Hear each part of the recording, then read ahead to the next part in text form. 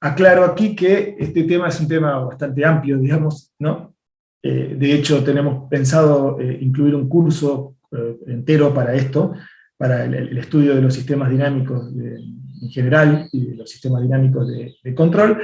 Aquí solamente vamos a ir haciendo algún punteo y sobre todo vamos a ir eh, haciendo énfasis en las cosas que nos van a servir para luego hacer el diseño de nuestros controladores. Los controladores que vamos a ver en este curso de control avanzado justamente requieren de un conocimiento bastante acabado del sistema o modelo que vamos a controlar. Entonces es importante tener en cuenta todos estos detalles para después poder hacer un análisis formal un análisis y un diseño formal de los controladores, ¿sí? Entonces, bueno, en la clase de hoy vamos a ver una somera introducción, vamos a ver el concepto de sistemas dinámicos y algunas definiciones básicas y formales, ¿sí? Que es como que van a ver que está un poquito dislocado el punto 2 con el punto 3, en el sentido de que primero quiero mostrarle más o menos lo que es un sistema dinámico como una entidad en sí, ¿sí? Independiente de las ecuaciones diferenciales o las ecuaciones sin diferencia que le dan origen o a las que están asociadas en general, a los que están asociados. Y después sí vamos a pasar ya a sistemas, a lo que nosotros llamamos sistemas en tiempo discreto, es decir, a las ecuaciones sin diferencias, que para nosotros muchas de las veces van a describir los sistemas que vamos a controlar. Después vamos a ver los conceptos fundamentales de equilibrio y regiones o conjuntos invariantes, que es su extensión, ¿sí? Para nosotros va a ser crítico o crucial poder caracterizar justamente los equilibrios de un sistema dinámico y los conjuntos invariantes, que son una extensión un poquito más allá del equilibrio, como si fueran equilibrios generalizados, o sea, son regiones del espacio de estado donde el sistema, una vez que entra, puede quedarse, o si está o si está en el sistema autónomo no puede salir más. Entonces, caracterizar ese tipo de regiones dentro de un sistema dinámico va a ser crucial, ya verán más adelante, para justamente diseñar nuestros controles de tipo optimizante. ¿Por qué? Porque van a hacer uso explícito de estas cuestiones, de los equilibrios, de los conjuntos invariantes, etcétera, etcétera. Después vamos a ir viendo algunos ejemplos, es decir, algunos ejemplos que vamos tirando como para que vean qué son los equilibrios en esos ejemplos y qué son los conjuntos invariantes, o algunos de ellos. Después vamos a pasar al concepto de controlabilidad y estabilizabilidad, es decir, esto significa, fíjense que ya aparece la palabra control ahí en controlabilidad, pero en realidad no estamos hablando de un controlador, sino que estamos hablando del mismo sistema, pero queremos ver ya de antemano cuáles son las posibilidades que ese sistema nos va a ofrecer de controlarlo, ¿sí? O hasta dónde, si se va a poder controlar y qué se va a poder controlar, y un pasito más, qué posibilidades nos va a ofrecer de estabilizarlo, ¿sí? Aún siendo estable a lazo cerrado, cuando uno mete una acción de control, cuando uno quiere modificar eso, puede de hecho inestabilizarlo. Bueno, nosotros queremos saber cuáles son las posibilidades que nos permite de, una vez que nos metemos con él, qué posibilidades nos da de estabilizarlo, de hacerlo estable en el lazo cerrado. Bien, voy a poner primero, voy a poner pantalla completa, que no sé por qué no puse. Bien, ahí estamos. ¿Vos estás grabando, Juan? Por la duda pregunto para que después, porque si no me olvido. Muchas gracias. Perfecto.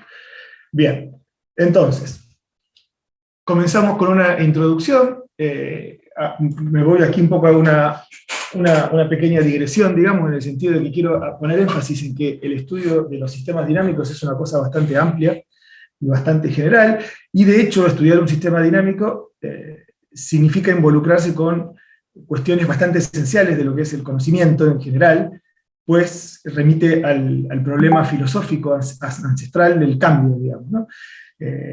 Este problema, lo que se conoce como problema del cambio, en realidad se funda en una potencial o eventual dicotomía, que es la siguiente, que ya lo postularon, como veremos ahí brevemente en algunas slides, los filósofos griegos, es decir, o en la antigua Grecia algunos de los filósofos, que en la realidad que nos circundan uno percibe que hay cosas que evidentemente cambian, pero a la vez siempre hay algo que parece permanecer, digamos, ¿no? Entonces, decía, en esa dicotomía de cambio y permanencia, es donde se funda lo que se conoce como el problema del cambio. Este problema, como les decía, viene de muy profundo en la filosofía. Ya los filósofos presocráticos como Parménides, Heráclito, Empédocles y Demócrito, todos estos son filósofos presocráticos, ya consideraron ese problema. Los dos primeros, Parménides y Heráclito, si alguien tiene alguna idea de filosofía o de cultura general, plantearon una diametral oposición en sus teorías de que nada cambia o todo cambia. O sea, Parménides postulaba que no podía ser posible el cambio, que era toda una ficción o una ilusión, mientras que Heráclito decía todo lo contrario, que no puede haber nada que permanezca, sino que todo cambia, porque eso era lo que percibía a partir de sus pensamientos y demás. Y después esas dicotomías, esa dicotomía particular entre Parménides y Heráclito, fue de alguna manera sintetizada por, primero, Empédocles con sus 4 elementos, y después Demócrito con la teoría de átomos, que es la concepción con la que hoy incluso comprendemos el mundo. ¿Qué es lo que quiero decir para hacer un poquito, si a alguien le interesa hacer un poquito más profundo? Heráclito, en su momento, estamos hablando de filósofos presocráticos, antes de Sócrates y Platón, postulaba justamente que todo fluye, que no es posible, dice la frase famosa de Heráclito, que no es posible bañarse 2 veces en el mismo río, porque en el segundo intento, ni el río ni el bañista van a ser el mismo, digamos, porque han cambiado. ¿Sí? Hay un cambio permanente, es como un mundo que es todo fluido, que no hay forma de que nada permanezca. Del otro lado estaba Parménides, que decía justamente que el cambio era imposible. Él lo planteaba en términos ontológicos, porque estaban preocupados por el problema del ser y del no ser, qué es que una cosa sea, que exista, y qué significa que no sea. Bueno, y él decía que el no ser, lo que sería el vacío, no es, solo puede existir el ser, y por lo tanto no se puede pasar del no ser al ser, que sería la definición más filosófica del cambio, y entonces el cambio es una mera ilusión. Estoy resumiendo mucho las ideas, pero lo que me interesa destacar aquí es esa fuerte dicotomía y contradicción que había. Una primera solución a eso lo planteó Empédocles, que solucionó o intentó solucionar esa antítesis del cambio permanente mediante sus famosos cuatro elementos: agua, tierra, fuego y aire, y lo que decía es que el mundo material cambia constantemente, pero ese cambio consiste solo en el cambio de agregaciones o de combinaciones, cantidades, posiciones, etcétera, de solo 4 elementos. Entonces ahí ya empieza a decir, bueno, los 4 elementos son siempre lo mismo, ahí está la permanencia, pero en su combinación es donde aparece lo que nosotros percibimos como el cambio, ¿sí? Y después Demócrito dio un paso más allá y propuso su teoría atómica, es decir, que existen pequeños corpúsculos invariantes, permanentes, que son los átomos. De allí viene la palabra átomo, y todavía concebimos el mundo de esa manera, es decir, el mundo material cambia constantemente, pero ese cambio consiste solo en el cambio de posición, de combinación, de unos entes que son permanentes y que llamamos átomos, ¿sí? Entonces ahí es donde de alguna manera, de esa forma se planteaba el problema por lo menos, y se solucionaba desde el punto de vista filosófico. También Aristóteles, ya post-socrático, plantea también en lo que era su teoría de acto y potencia, ¿sí? el problema del cambio, es decir, acto y potencia significan concreción y posibilidad, y esta es la forma en que Aristóteles, que era, como ustedes sabrán, un filósofo bastante original, en el sentido de que nada tenía su propia forma de ver las cosas y demás, y justamente si uno busca un poquito la palabra potencia, eso que Aristóteles llamaba potencia y acto, o sea que una cosa está en potencia o se realiza, que significa ni más ni menos que posibilidad, en griego se escribe dynamis o dynamis, ¿sí? Que es la palabra dinámica que le da nombre a los sistemas dinámicos que estamos estudiando. Digamos, nada de esto es casual, lejos está de serlo, de allí viene todo. La potencia significa justamente las posibilidades que tienen los entes, las cosas en sí, de las que se compone la realidad de ser, de existir. El acto es la concreción de esa posibilidad. El cambio, entonces, sería, según Aristóteles, un simple paso o un mero paso del ser en potencia al ser en acto, ¿sí? ¿Qué significa esto? Bueno, un árbol es una mesa en potencia, pero por lo pronto es solo un árbol en acto, ¿sí? Pero el punto crucial es que el árbol es una mesa en potencia, pero no es un perro en potencia, ni una enfermedad en potencia, ni un lavarropas en potencia, porque no puede ser eso. Solo puede ser algunas cosas, ahí donde está la posibilidad. Si de esa mesa, una vez que con el árbol hacemos una mesa, esta va a ir ganando en acto y perdiendo en potencia. Lo que va a perder en potencia va a ser el árbol, o sea, lo que va a perder en acto, perdón, va a ser el árbol, para pasar a ser una mesa. Y si se destruye la mesa, por ejemplo, para hacer leña, de nuevo esa mesa va a ganar en potencia y va a perder en acto. ¿Sí? Hay como una combinación, pero siempre hay algo de los dos. Bien, de esta manera, nunca los entes, en este caso la mesa, el árbol, etcétera, etcétera, perderán del todo su acto y su potencia, porque esas dos partes permanecen. ¿Sí?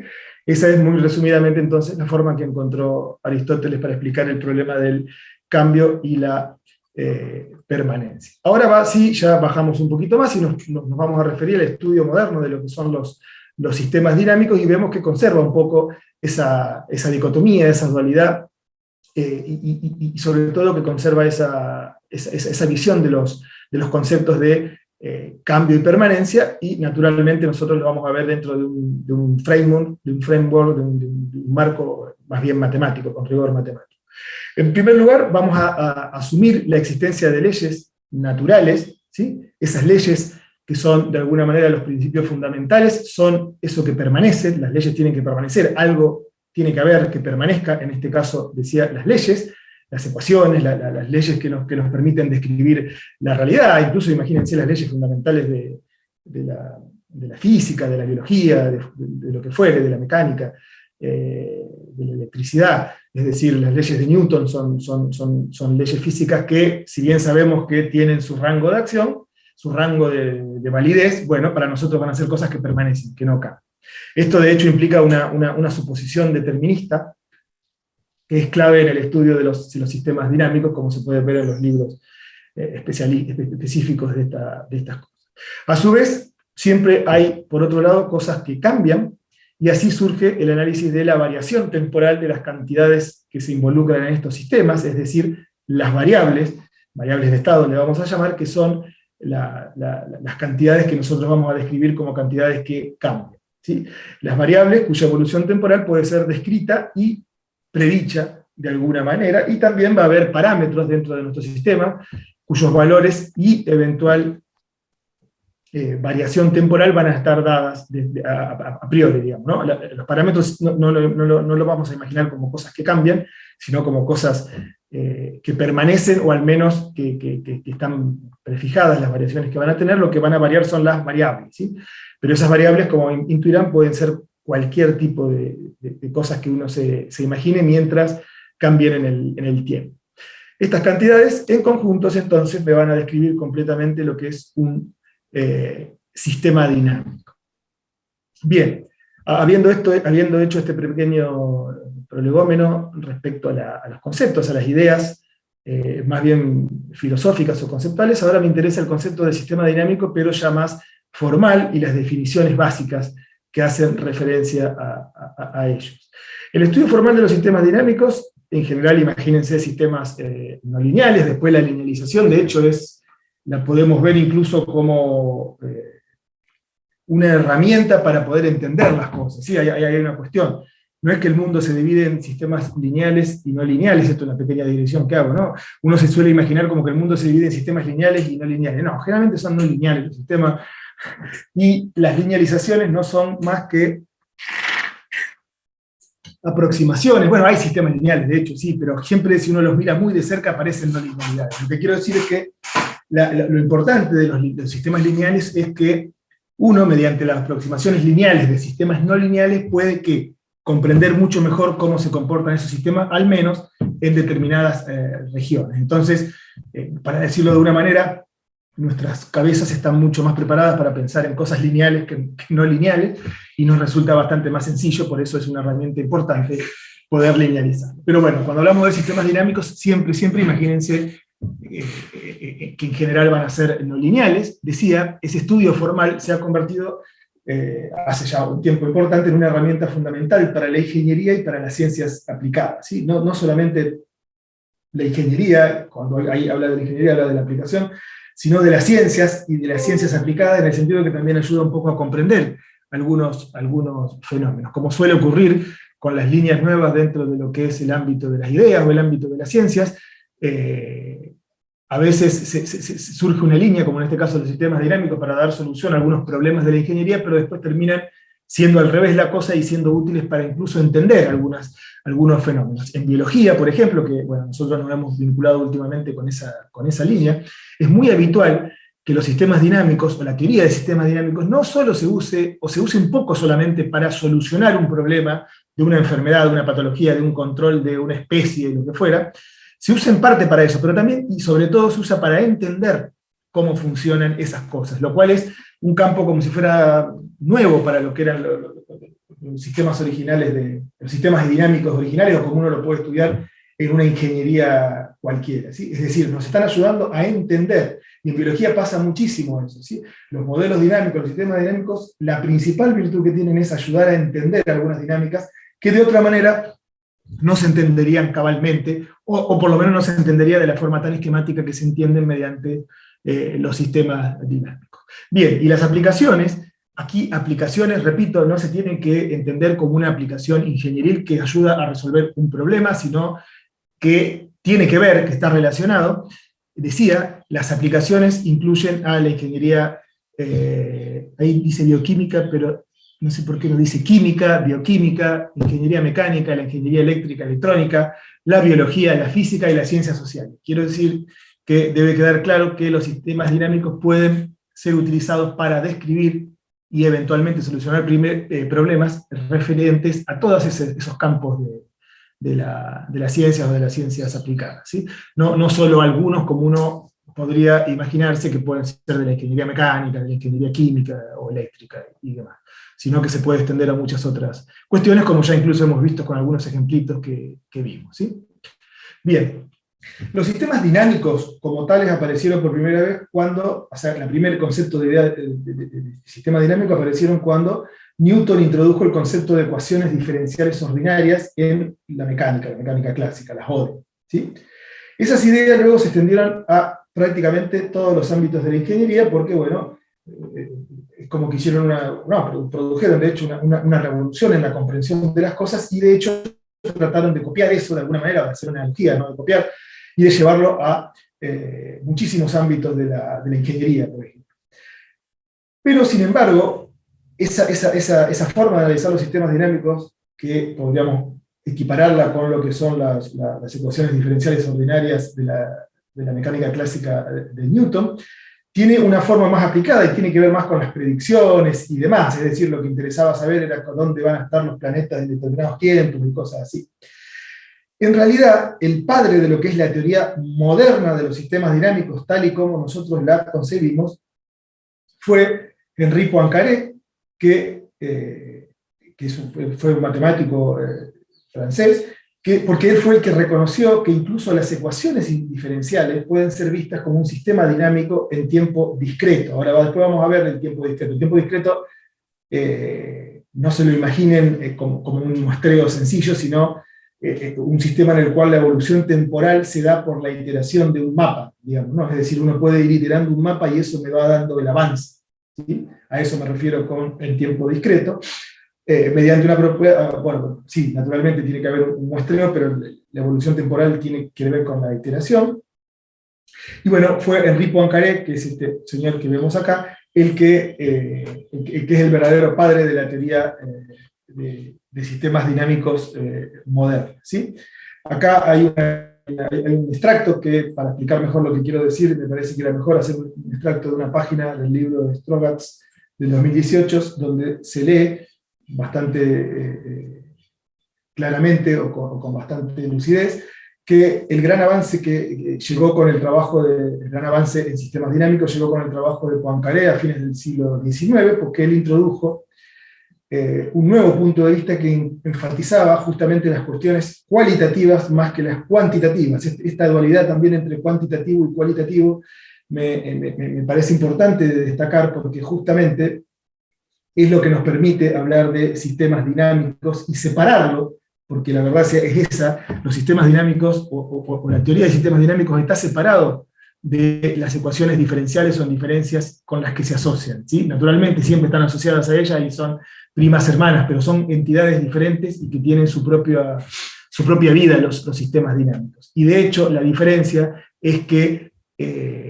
los sistemas dinámicos enfatizan más cuestiones cualitativas, es decir, comprensiones de cómo en general se comportan los sistemas, más que cuantitativas de predecir dónde va a estar el planeta en tal momento, o cuándo va a ocurrir un eclipse de luna o de sol, que eso está más asociado, perdón, a la mecánica clásica de Newton.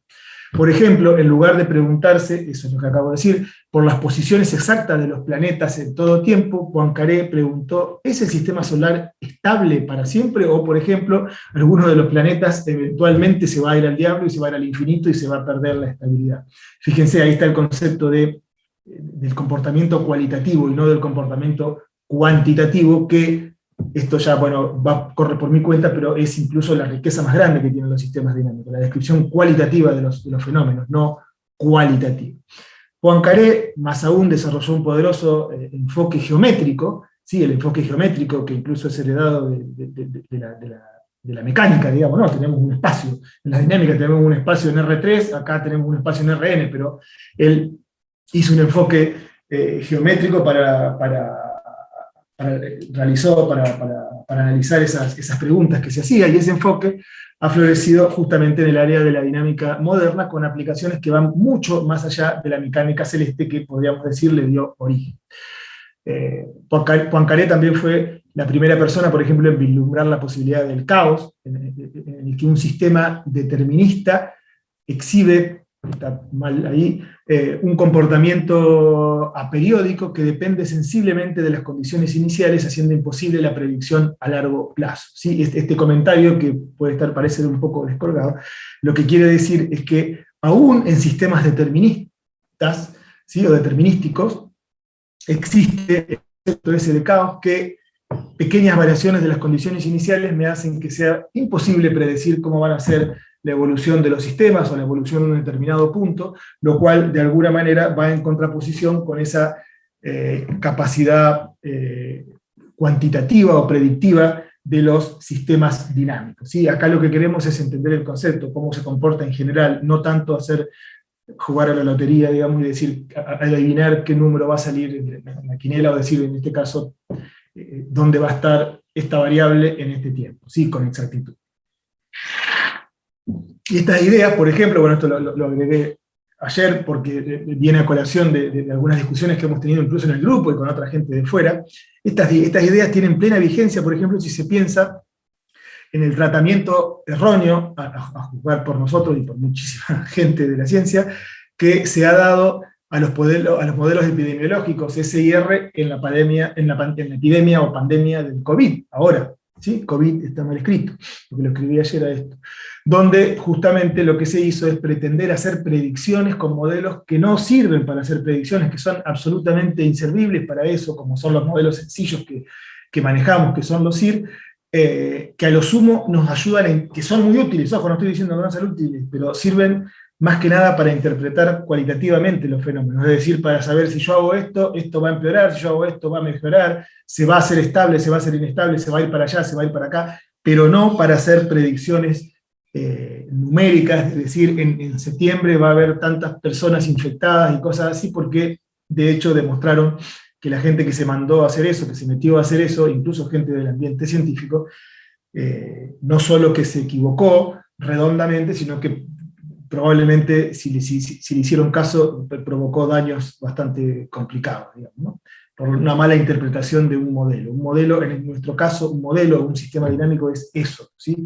Es una herramienta que nos sirve para hacer una descripción cualitativa de las cosas, y hay mucha riqueza para analizar, pero no convendría pensarlo, por lo menos en este curso y en este enfoque, como una herramienta de predicción. Me dirán, vamos a ver control predictivo, que aparece el nombre predictivo y demás, pero bueno, ahí aparece la predicción en términos cualitativos, justamente con fines compensatorios y demás, ¿no? Pero no vamos a imaginar los sistemas dinámicos como sistemas de predicción para las variables. Bien.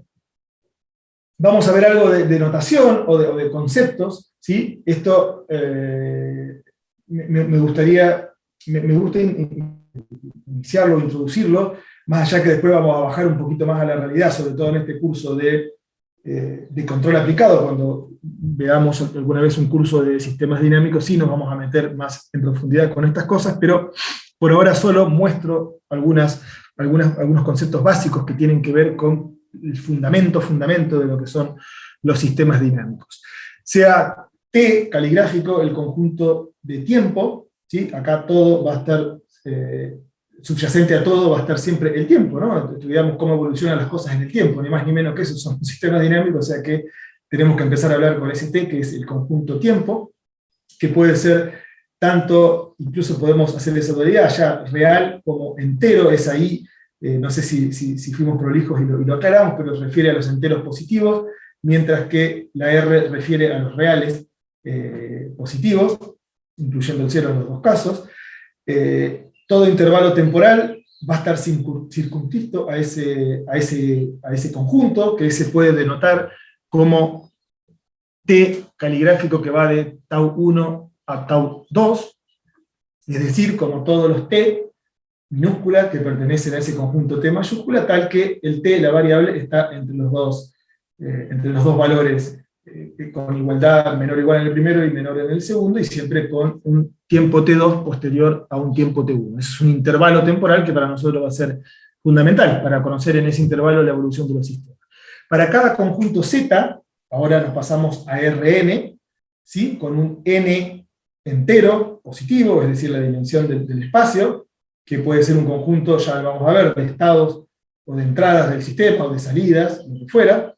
El conjunto de todas las funciones o mapas que van de ese T mayúscula de T1, T2 a Z, se van a denotar con esta forma, Z de T1, T2, que es el conjunto de todos los Z, pero fíjense que todos los Z son vectorcitos acá, tal que Z va de ese intervalo T1, T2 a el conjunto Z mayúscula, que está a su vez, como dijimos acá, contenido en Rn. De este modo podemos hablar de un Z de T que pertenece a Z, para cada T, o sea, acá ya le pongo un T particular, para cada T perteneciente al intervalo, ¿sí? Pero esta es la diferencia, hay aquí un abuso de notación, puede haber cosas que no estén claras, pero es muy complicado unificar todo, digamos, estamos tratando de mostrar conceptos nada más. Decía, el Z negrita, este Z de T es un valor que pertenece a Rn, pero el Z negrita es una función o una secuencia que pertenece a este Z, que es el Z que está entre T1 y T2, que describe el intervalo. Es decir, ese Z negrita de T1, T2, va a estar dado por todos los ZDS, tal que es entre T1 y T2. ¿Sí? Y esto se cumple ya sea que T sea real o bien que T sea entero. ¿Sí? Es decir, el tiempo puede ser real o puede ser entero, de acuerdo si estamos trabajando con sistemas continuos o discretos. En el caso de que T sea entero, podemos hablar de esto, es decir, el Z negrita de T1 T2 no se lo imaginen como una función, en el caso de tiempo continuo sí es una función que abarca de T1 a T2, sino por una secuencia que va de ZT1, ZT1 más 1, ZT1 2, es decir, donde el tiempo está indexado.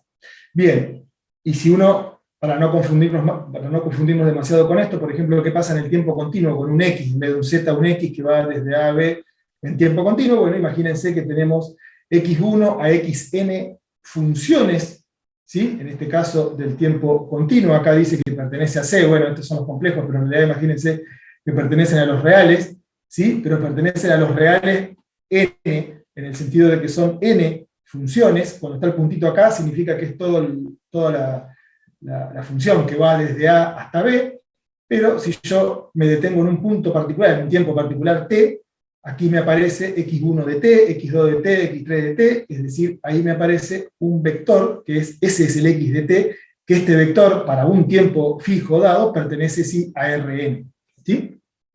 Porque n es la dimensión, ¿sí? Quiero decir, esto es la evolución temporal, pero yo tengo n evoluciones temporales. Si me agarro de un tiempo particular, tengo un valor de esas n funciones para cada tiempo, y si las compongo, tengo un vector, ¿sí?, que pertenece a Rn. Ahora bien, si yo hago ese x completo de t, lo quiero hacer variar en el tiempo en forma paramétrica, y dibujarlo, por ejemplo, en Rn, obtengo el concepto de trayectorias. Acá estamos en R2, porque para que sea más sencillo, no en Rn, sino que n es 2, en la dimensión es 2, pero claramente aquí tengo x de a, y puedo hablar de una trayectoria, donde aquí me aparece el x de t, que pertenece a Rn, y allí es donde se funda un poco en este concepto de hacer la evolución paramétrica de los estados. ¿Sí? Acá está el x, ¿sí?, el x de t, con el t variante en el tiempo, pero como x para cada t está en R2, en Rn, en R2 en este caso, yo puedo hablar de trayectorias. Bueno, ahí está la cuestión geométrica, y ahí donde aparece de alguna manera la topología, y donde podemos hablar de el concepto de espacio de estado, el concepto de hacia dónde van estas evoluciones, de si hay conjuntos invariantes, de equilibrio, etcétera, etcétera. Pero bueno, eso es un poco la idea de esta notación. Vamos a presentar formalmente, para que al menos quede la idea, que es un sistema dinámico de control, de acuerdo a un libro muy conocido del tema, que es de Eduardo Sontag, cuya última edición es de 2013, pero ya viene del 98 publicándolo. En términos generales, vamos a decir que un sistema dinámico de control se define por tres entidades, ¿sí?, por phi, x y u, donde x es un conjunto en Rn, que es el conjunto de estados, ¿sí?, cuyos puntos, que son los vectores, representan los estados del sistema, es decir, las variables que nos interesa ver cómo evolucionan con el tiempo. U, que pertenece por definición a Rm, esto después por ahí lo vamos a cambiar a la notación, pero bueno, es para diferenciar las dimensiones, digamos. Es el conjunto de entradas de control, y phi, que es una función de tau 2, tau 1, y también depende de x y de u, es un mapa, una función que va desde este producto cartesiano, x, u, pero u de t1 a tau 1 a tau 2, es decir, ya está definido un tiempo inicial y un tiempo final, hasta x, es decir, yo tengo un estado, o un conjunto de estados, tengo un conjunto de entradas, y a partir de eso puedo establecer un mapa que otra vez me devuelva un estado, ¿sí?, un estado sin control, que es lo que se llama mapa de transición, donde tau 1 y tau 2, con tau 1 siempre menor estricto que tau 2, definen justamente el intervalo de tiempo en el que voy a realizar el sistema dinámico, que puede ser tanto continuo como discreto, como dijimos recién, es decir, el tau T1, T2 puede ser real como puede ser entero. Para tiempos sigma, que están entre justamente T1 y tau 2, y para entradas justamente que van desde tau 1 a sigma primero, es decir, que pertenecen a U de tau 1 sigma, y de sigma a tau 2, es decir, como que particiono las entradas, y también para cualquier estado inicial xt1 que cumpla estas condiciones, es decir, que el mapa que me lleva de tau 1 a phi, el mapa phi que me lleva de tau 1 a sigma, comenzando en el estado x en tau 1 y afectado por las acciones de control que vienen dadas por esa u de tau 1 a sigma, va a ser igual, o lo defino, como x sigma, ¿sí? Es decir, el mapa ese lo que me está haciendo es hacer caminar los estados, hacer avanzar en el tiempo, ¿sí? Lo que está diciendo este mapa es, de nuevo, el intervalo que voy a considerar es de tau 1 a sigma, el estado inicial que voy a considerar es x de tau 1, y la acción de control, aquello que me va a modificar el sistema, es ese u, que es una secuencia o una función que va de tau 1 a sigma, y eso me deriva ¿en qué? En el estado x sigma. Por otro lado, puedo hacer lo mismo concatenado, es decir, empezar en sigma hasta tau 2, ¿sí? Acá terminé en sigma, acá empiezo en sigma y termino en tau 2, comienzo en x sigma, que es el estado que me dio acá, y de nuevo aplico ahora otra acción de control, que es una acción de control que va de sigma a tau 2, y ahí obtengo ese x de tau 2.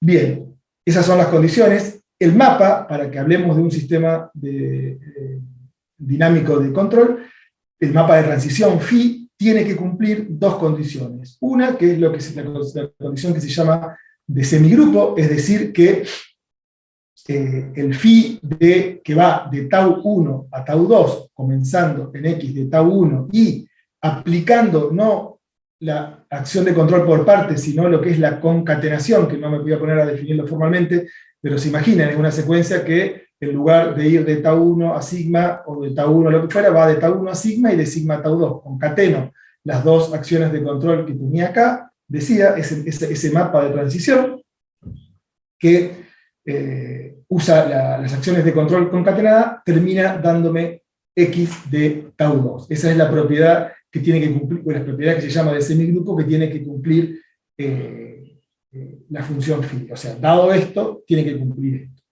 Además, tiene que cumplir la otra condición, que es lo que se conoce como identidad, y es que si yo le aplico esa función phi del tiempo t1 a t1, que es nada, no hay nada entre medio, saliendo de t1 por lo que se conoce una secuencia de entrada vacía, es decir, no hay control, me tengo que quedar en el mismo estado inicial. ¿Sí? Esas son las dos propiedades básicas que se podrían decir de muy en forma conceptual de un sistema dinámico de control en su forma más, decía, formal o conceptual. ¿Sí? Algunos comentarios para entender un poco la cuestión. Por simplicidad, a veces vamos a escribir incluso phi de t, punto y coma, dos puntos, es decir, esto significa que, fíjense que acá, bueno, los argumentos son siempre tiempo inicial, tiempo final, y acá estos dos lugares, que están después del punto y coma, se refieren al estado inicial y a la secuencia completa de entradas, ¿no? Eso hay que tenerlo, acá entra un estado particular que es el estado inicial, mientras que después entra una secuencia o función completa de entrada. Lo que quería decir aquí es que por allí vamos a obviar el tiempo inicial, cuando ese tiempo inicial va de suyo, que es de cero. Y cuando empezamos de cero, directamente vamos a hablar solamente del tiempo final, para denotar una transición que va del tiempo cero a un tiempo positivo t. También vamos a escribir, a veces, de nuevo, esto no es totalmente riguroso. Para hacer esto riguroso necesitaríamos desarrollar muchas clases de esto, y no llegaríamos a lo que a nosotros nos interesa, que viene un poquito después. Entonces tengo que ir obviando y siendo impreciso con algunas de las notaciones, desafortunadamente. Decía, también vamos a escribir esto que está acá, fíjense, phi de t, punto y coma, x y u, donde acá queda claro que vamos hasta el tiempo t, largamos del estado x, fíjense que no está en negrita porque es el estado inicial, y la u sí está en negrita porque es una función o una secuencia, para denotar justamente la transición desde un estado inicial x igual a x0 en un tiempo 0 hasta un tiempo t positivo, correspondiente a la secuencia de controles finita o infinita, depende si el tiempo es continuo o discreto, que va a ser u, que en realidad esa u va a denotar u de 0 hasta t. ¿Sí? Los elementos del conjunto u que va de 0 a t están dados por estas secuencias, son todos los u de 0 a t, tal que us, o sea, todos los us, mejor dicho, tal que s está entre 0 y t, siendo us una función del tiempo, claramente. Puede ser, como les dije, hago hincapié en esto, trata de ser lo más general posible, puede ser real como entera, esa función, o sea, para el caso del tiempo continuo, quiero decir, para el caso del tiempo discreto. El último elemento de la secuencia, en el caso del tiempo discreto, fíjense que va a ser u de t menos, ¿sí? Perdón, en el caso cualquiera, no en el caso del tiempo discreto, u de t menos denota el límite de us cuando s tiende a t por izquierda, es decir, que vamos a estar un poquito antes, lo mismo que en el caso de las entradas en tiempo discreto, siempre la última va a ser u de t menos 1, no u de t, en el caso, repito, de que el tiempo sea entero. ¿Por qué? Porque los sistemas que vamos a considerar son siempre causales, es decir, las acciones de control presentes afectan solo el comportamiento futuro del sistema. ¿Sí? No son sistemas anticipativos en el sentido que las acciones de control presente van a afectar el presente. ¿Sí? El presente está afectado siempre por un poquito para atrás, si no tendríamos una especie de sistema que no respondería a la realidad. Si las causas afectan a la realidad un tiempito después, no ahora, en el mismo momento en que se aplica. ¿Sí? Siempre hay un pequeño delay. En el caso del tiempo continuo lo escribimos como st menos, en el caso del tiempo discreto con un paso menos, digamos, ¿no? Con un Bueno, claramente la propiedad esta que dijimos recién, más allá del nombre y la abstracción, que es la propiedad del semigrupo, ¿sí? Ahí puede verse justamente el proceso iterativo del que hablamos cuando mencionamos a Poincaré, de aplicación sucesiva de un mapa que define justamente el concepto de sistema dinámico. Quiero decir, esto está puesto un poco en abstracto, a lo mejor lo están viendo por primera vez y les parece medio embrollado, o hasta incluso que dice lo mismo, que no aporta nada. Bueno, pero fíjense que acá está, en este concepto de semigrupo, está esa propiedad, o ese proceso iterativo, en donde nosotros podemos, mediante la aplicación sucesiva de un dado mapa, ¿sí? Que esa es la virtud de todo esto, ir describiendo la evolución temporal de las variables, ¿sí? En esta propiedad de semigrupo. Podemos también, para conceptualizar un poco, presentar lo que son los sistemas dinámicos autónomos. Fíjense que yo largué desde el principio presentando lo que era un sistema dinámico de control, ¿sí? Acá vamos a hacer siempre la diferencia entre lo que es un sistema dinámico sin nada, solo para ver cómo evoluciona, que uno lo quiere ver, y de controles cuando ya nosotros estamos incluyendo explícitamente, como en este caso, una variable que es la variable que nosotros vamos en principios a poder manipular, modificar, para que ese sistema se comporte de manera diferente. Pero bueno, haciendo un pasito para atrás, vamos a hablar del sistema dinámico autónomo, que se define como un sistema dinámico de control, en donde ese conjunto U de todas las posibles entradas que van de T1 a T2, es un conjunto de un solo elemento. Así está definido, así lo define Sontag, digamos. Puede haber otras formas mejores de definirlo que yo me agarré un poco de la definición de Sontag, ¿sí? Es decir, si tengo una sola posibilidad de control, es decir que no tengo control, ¿no? El sistema ya va a evolucionar solo. De hecho, ese control puede ser el control nulo, es decir, cero, ¿no? No hacer nada, pero bueno, así está puesta la definición. Entonces, de ese modo se puede tener que, decía, U puede ser el conjunto, puede estar dado por los U de S que valen cero entre T1 y T2, es decir, el sistema sin ningún control, o incluso también, por eso es interesante verlo desde esta perspectiva, se puede hablar de, en este caso decimos un sistema sin control, ¿sí? Es decir, porque el U es cero, no hay U. En el otro caso también puede ser que la U no sea cero, pero sí que esté atada mediante una relación funcional, que es esta capa, al estado, ¿sí? Es decir, yo tengo un estado en un tiempo y la U ya está atada a ese estado. En ese caso claramente vamos a tener lo que se conoce como un feedback, o un sistema de lazo cerrado, o un sistema realimentado, ¿sí? Es decir, esta función K, que va de X a U, me hace que ya no tenga más ese conjunto U para yo decidir externamente qué es lo que voy a hacer para modificar ese sistema, sino que ya viene dada esa modificación. ¿Por qué? Por una realimentación, o más prosaicamente por una ley de control, esta capa de X, que de hecho esto es lo que vamos a hacer cuando diseñamos controladores, es decir, buscar formas implícitas, explícitas, no importa, de justamente encontrar una ley de control que haga que el sistema se comporte como yo quiero. Bueno, en términos abstractos, esa capa lo que me logra es un sistema realimentado de lazo cerrado, pero también refiere a un sistema autónomo. ¿Qué quiero decir con esto? Una vez que yo tengo una ley, una vez que yo ya tengo esa capa, yo al sistema a lo largo desde una condición inicial y ya no tengo más nada para hacer. El sistema va a evolucionar en forma autónoma. Se dice, ¿sí? Autónoma porque ya está, ya las acciones de control las utilicé. Bien, también podemos hablar de sistemas dinámicos con salidas. Hay veces que no nos interesan por alguna razón. Cuando uno quiere ver el sistema dinámico, siempre interesa ver las variables internas del sistema, que van a ser los estados, pero hay veces donde interesan particularmente algunas de esas variables solamente, que son lo que llamamos variables de salida. De salida aquí no se imaginen el concepto como que es la salida de un proceso, sino que es apenas una selección de variables que nos interesan más que otras por alguna razón. Entonces a eso le vamos a llamar conjuntos de salida, y las salidas pertenecen a ese conjunto de salida, y están definidas por un mapa que es h de t punto, que va de x a y, ¿sí? Que justamente lo que me mapea es la x a esa y. Es decir, acá no hay dinámica, es solamente un mapa, que, bueno, sí, puede haber dinámica, puede haber una variación temporal, pero imagínense que lo que me está haciendo solamente es mapear estados en un subgrupo de ellos, en unas salidas que por alguna razón me interesan separar, ¿sí?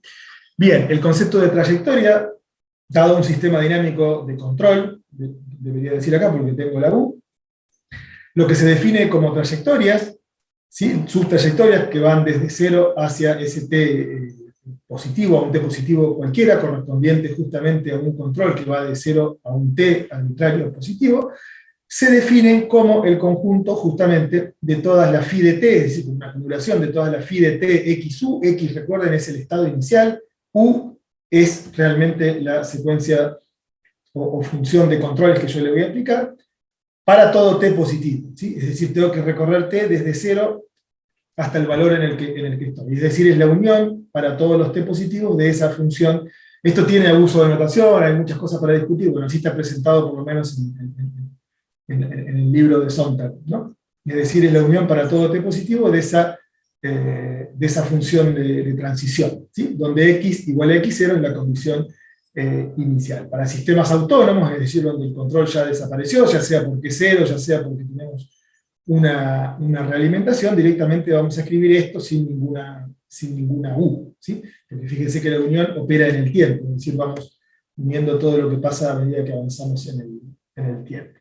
También pueden existir, bajo diversas formas, esto es bien abstracto todavía, pero pueden existir trayectorias periódicas, es decir, un punto X es periódico, con un periodo t mayúscula positivo, si existe alguna secuencia de controles o función de controles u de 0 a t, tal que la función de transición en t mayúscula, largando en x con opción u, es igual a x de nuevo. Es decir, yo empiezo y termino exactamente en el mismo estado, ¿sí? A la trayectoria correspondiente a un x periódico se la denomina justamente, es decir, a todos los phi, a todos los t posibles que salen de x al que le aplico u, se denomina trayectoria periódica.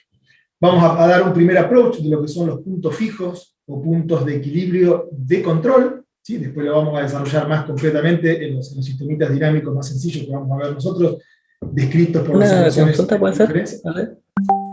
¿Cómo? ¿Una consulta puede ser? Sí, por supuesto, por favor. Ahí cuando estamos en trayectorias periódicas, si existe un U, el intervalito de arriba de 0 a t sería la t mayúscula. ¿A dónde? En el controlador U, que pertenece a esa Sí, t. sí, tenés razón. Acá sería la T mayúscula porque tiene que dar la vuelta.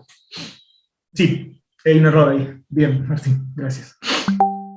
Acá dice Martín que esta tiene que ser T mayúscula.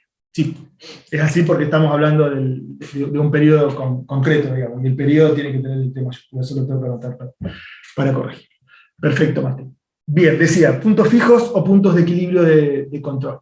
Si existe una U dentro de este conjunto, U0 a un T arbitrario, tal que, y fíjense lo fuerte de esta definición, ahora sí hay un T y no el T mayúscula como decía, como debió ser en la anterior definición, phi de T largando de X y con una acción de control U que está en este conjunto es igual a X para todo T mayor o igual a 0. Esto sí, también podría ser un caso particular de una trayectoria periódica, pero como verán es mucho más fuerte, porque es para todo tiempo, es decir, yo tengo que estar ahí y quedarme ahí eternamente. Entonces, X es un punto fijo o equilibrio de control, ¿sí? Ojo con esto en la palabra de control, porque acá dice que, como decía Marcelo en su clase de los fundamentos matemáticos, hay que tener cuidado con estas condiciones, si existe, o acá está pidiendo que exista uno, no para todos, ni cosas así, ¿no? Acá solamente en esta definición está pidiendo existencia, tiene que existir al menos una secuencia de U's o una función U de 0 a t, tal que esto se cumpla, es decir, que si a un estado X yo le aplico esa U, que puede ser con el tiempo variable, va a quedar en el mismo X para todo el tiempo positivo. En el caso, naturalmente, en que tengamos un sistema autónomo, en que no tengamos esta U, ahí ya nos desprendemos de la existencia y es un concepto, hasta diría yo, diferente, que es el concepto de punto fijo o equilibrio para un sistema autónomo, digamos, sí, para un sistema dinámico sin control. Son puntos en donde yo me quedo ahí eternamente. Claramente, si ustedes ven, para hacer el paralelismo de lo que es un sistema dinámico y lo que son las ecuaciones diferenciales a los que se asocia o con los que se asocia un sistema dinámico. Fíjense que uno siempre habla de los puntos de equilibrio de unas ecuaciones diferenciales cuando yo igualo la derivada a cero, ¿sí? Acá no estoy igualando la derivada a cero, acá estoy diciendo que mi mapa de transición va a quedar eternamente allí, si yo se lo aplico sucesivamente va a quedar ahí, ¿sí? Esa es la diferencia entre sistemas dinámicos y ecuaciones diferenciales, que bueno, naturalmente, las ecuaciones diferenciales que la derivada hace a cero, me significa que ya no va a haber variación, pero acá es distinto el concepto, eso es lo que quiero enfatizar, ¿sí? Aquí yo le aplico la función phi, y me voy a quedar eternamente en el mismo punto, siempre y cuando siga esta misma u, o en el caso de tener un sistema autónomo, me voy a quedar independientemente de la u. Por eso hago énfasis en la diferencia entre puntos de equilibrio y puntos de equilibrio de control, ¿sí? Bien, y ahora vamos a pasar un pasito más allá, a hacer una abstracción un poco más general de lo que es el punto de equilibrio. El punto de equilibrio, punto fijo, como lo acabo de decir, son, en primer caso, puntos en el espacio Rn, tales que yo me quedo o me puedo quedar indefinidamente allí. Digo me puedo quedar en el sentido cuando existe algún control. El concepto de conjunto invariante abstrae un poquito más y dice, bueno, en lugar de pedir esa permanencia, de nuevo el concepto de permanencia, esa permanencia, en lugar de pedírsela en un punto, ¿sí? Porque acá estábamos hablando, antes habíamos hablado de puntos de equilibrio o equilibrios de control, se lo pido para una región y le pido que, no importa que se mueva, se puede mover el sistema, es decir, no hace falta que se quede siempre en el mismo estado, pero al menos que no salga del conjunto. Bueno, ahí surge el concepto de conjunto invariante de control. Ahí pongo primera definición porque hay una sola definición, digamos, ¿no? Pero bueno, después lo vamos a ver en términos de las ecuaciones en diferencia y lo vamos a caracterizar de otra manera, pero el concepto sigue siendo naturalmente siempre el mismo. Es decir, un subconjunto A caligráfico de X, es decir, del espacio de todos los estados posibles, es invariante de control para el sistema dinámico, primero decimos invariante de control, para el sistema dinámico completo, si existe, ¿sí?, una secuencia de u's o una función u que va de 0 a t, o sea, que pertenece a este conjunto, tal que para todo X perteneciente a A, el mapa que me lleva en un tiempo t cualquiera, largando de ese X con esa secuencia u que existe, va a quedar en A. ¿Sí? No me está diciendo que va a quedar en X, en el mismo X que ya está en A, sino que puede cambiar de X, pero no se va a ir de A. Va a estar en otros estados que están dentro de A, y eso va a ocurrir para todo tiempo positivo, para todo el futuro, ¿sí? In eternum, eso significa. En el caso autónomo, el concepto es bastante diferente, lo mismo que pasaba con el caso de los puntos fijos o puntos de equilibrio. Si directamente se cumple que esta condición, fíjese que acá esta condición hice un abuso de notación en el sentido de que el sistema autónomo no tiene A, primero, no tiene U, no tiene acciones de control. Pero además de eso, en lugar de la acción de control, fíjense, le puse todo el conjunto. Esto significa que se lo estoy aplicando a cada uno de los elementos X del conjunto A. Bueno, si yo mapeo, que aparte es posible hacer ese mapa, ya no a un punto, sino a todo el conjunto A, ese mapa completo, que es otro conjunto, me va a quedar, esto está mal escrito acá, esto no es pertenencia, esto es inclusión, no sé por qué. Este sí es pertenencia porque son estados, pero este está contenido, digamos, no es una inclusión. Decía, ese mapa de todo el conjunto A tiene que estar contenido en A, y en ese caso A se va a denominar, solamente digo, conjunto invariante, porque no se dice más conjunto invariante de control, sino conjunto invariante. O sea, son distintos los conjuntos, la definición, digamos, de invarianza, en el caso de tener control que no tener control, porque en el caso de tener control estamos pidiendo que exista al menos un control me refiero a una secuencia, una U negrita, ¿no?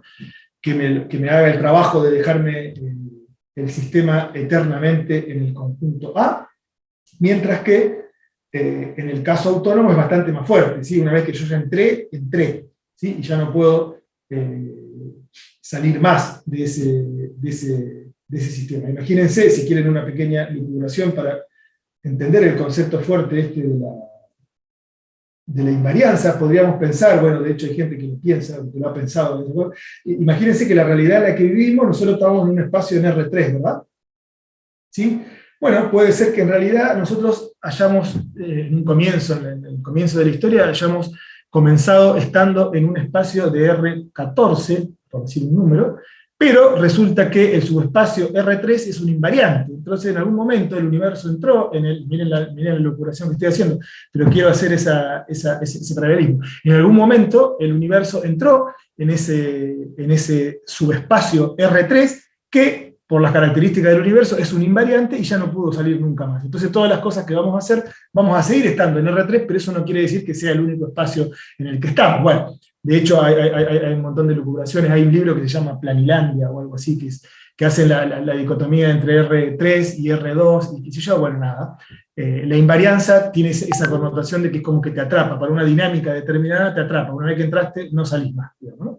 En el caso del control es un poquito más laxa la cosa, porque lo que me está diciendo es que al menos existe una secuencia de control, es una función de control que me hace quedar, pero eso no impide que para otra secuencia de control yo pueda volver a salir, digamos, del conjunto.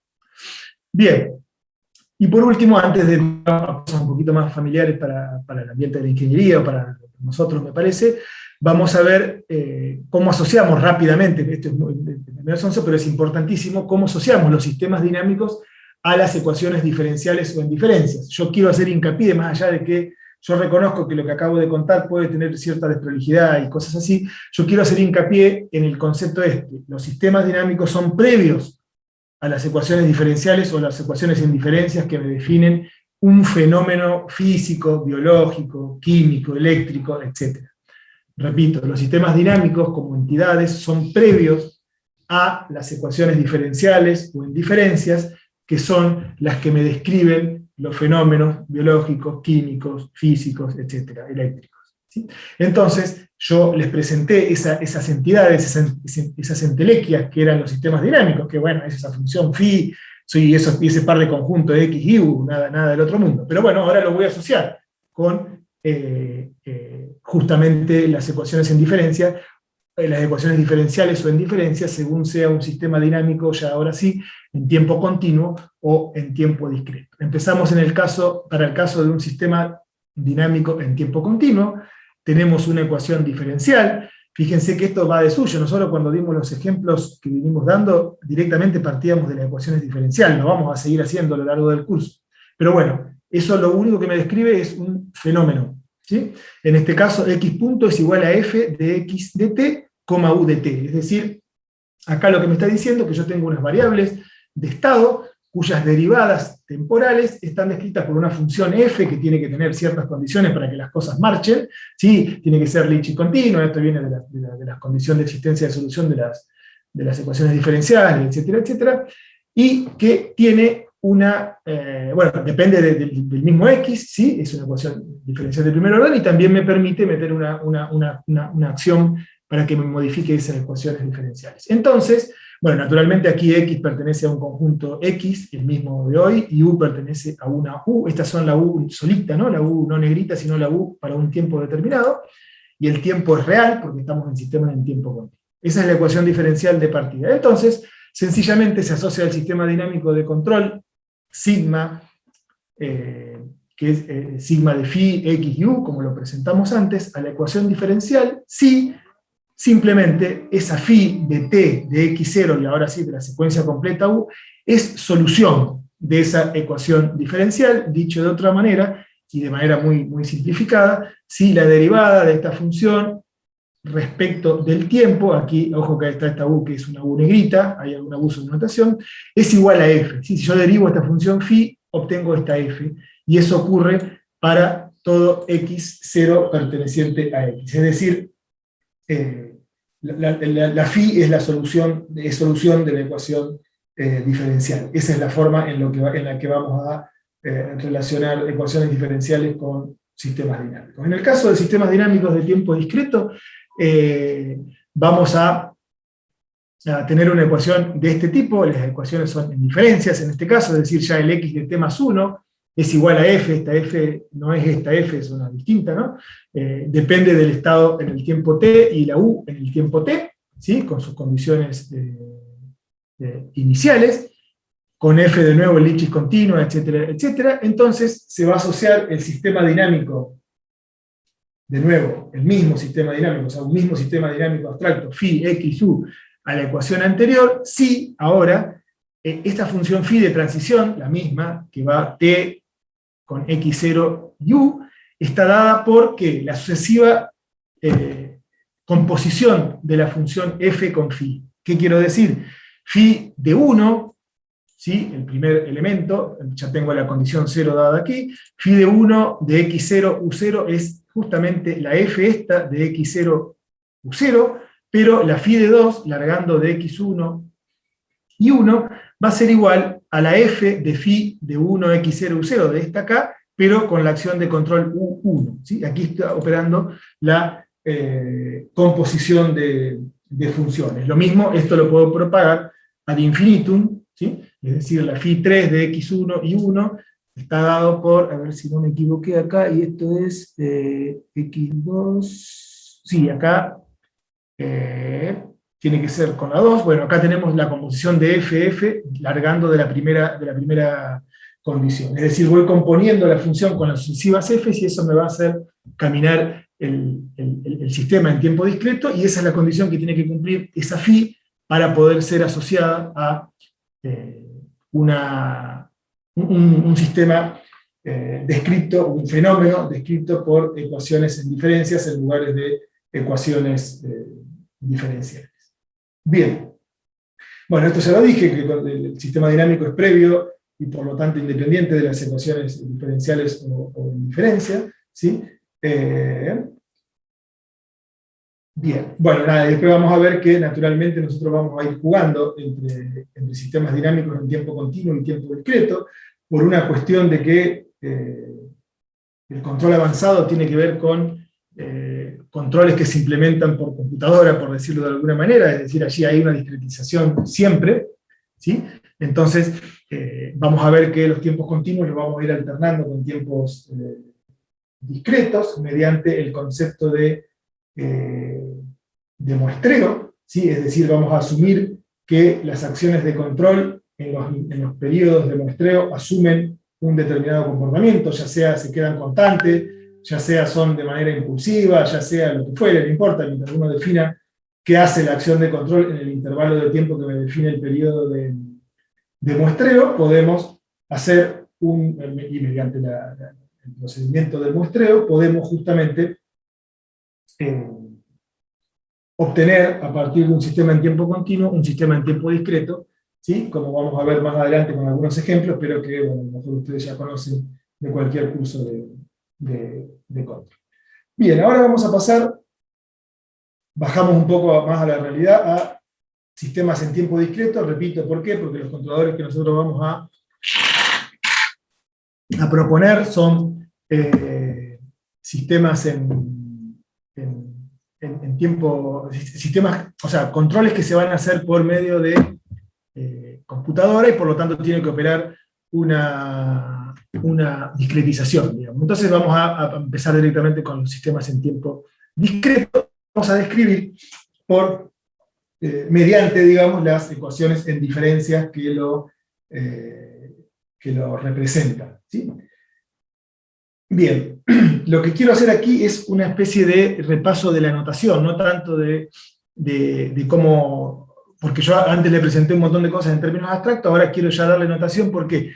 Porque después las determinadas definiciones que vamos a ir dando se van a ir refiriendo a estos sistemas: sistema autónomo, sistema de control, sistema perturbado, etcétera, etcétera. ¿Sí? Si bien yo ya di una idea de a qué se refiere con esto, no el del perturbado, porque todavía no hablé de sistemas perturbados, pero sí de sistema autónomo y sistema de control. Bueno, aquí lo quiero poner blanco sobre negro y de tal como lo vamos a usar en el diseño de los controladores. Entonces empezamos por el caso más simple. Un sistema autónomo para nosotros va a estar descrito por esta ecuación.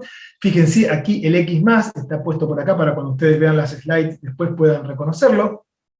X denota el estado posterior, ¿sí? De hecho, esto viene de que se quiere buscar una notación que sea genérica para ecuaciones diferenciales y indiferencias, pero nosotros vamos a hablar de ecuaciones en diferencias solamente.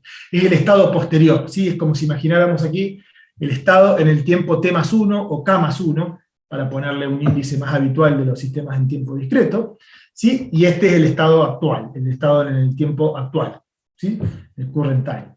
Entonces, un sistema autónomo es sencillamente un sistema que me relaciona mediante una función f, que va a tener que cumplir ciertas condiciones, continuidad de Lipschitz, y bueno, básicamente esa continuidad de Lipschitz es bastante fuerte ya como para garantizarnos. Entonces esto es un sistema autónomo, ¿sí?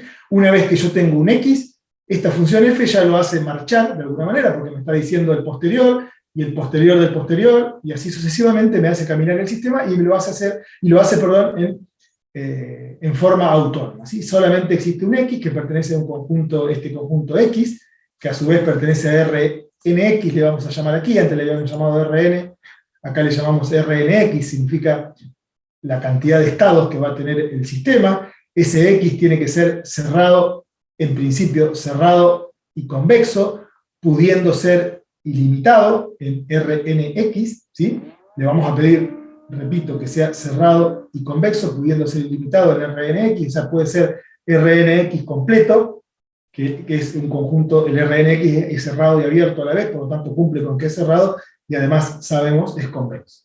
Bien, un sistema de control, ¿qué va a hacer? Va a ser ese mismo sistema, pero cuando ya me permite introducir una acción de control en esa función f, ¿sí? Es decir, además de tener el x que pertenece al conjunto x, tengo una u que pertenece a u, y que me permite, desde el punto de vista del control, por eso se llama control, modificar la dinámica. Naturalmente, que dependiendo de la forma de esta f, va a permitirme algunas cosas sí y otras no, o todas, o ninguna, pero en principio tenemos una variable u que me va a permitir modificar la evolución de este sistema. Es decir, el estado próximo no solo depende del estado actual, sino también depende de la acción de control. Vamos a tener sistemas perturbados, ¿sí? Que es muy parecido o análogo, si se quiere, a lo que es un sistema de control, es decir, en lugar de una U le voy a llamar W, donde la W pertenece a un conjunto que le es propio, así como la U pertenece a un conjunto que le es propio, la W también pertenece a un conjunto que le es propio, pero aquí lo vamos a estar pensando como una perturbación. En este caso, la U la decidimos nosotros, ¿sí? Es nuestra aliada en el objetivo de lograr que el sistema haga lo que uno quiere que haga, mientras que la W es todo lo contrario, es una cosa que yo no controlo, que yo no manejo, es una perturbación, es como nuestro enemigo, si se lo quiere ver así, porque me va a cambiar de manera que yo no puedo predecir, y naturalmente va a oponerse a que yo logre lo que quiero con este sistema.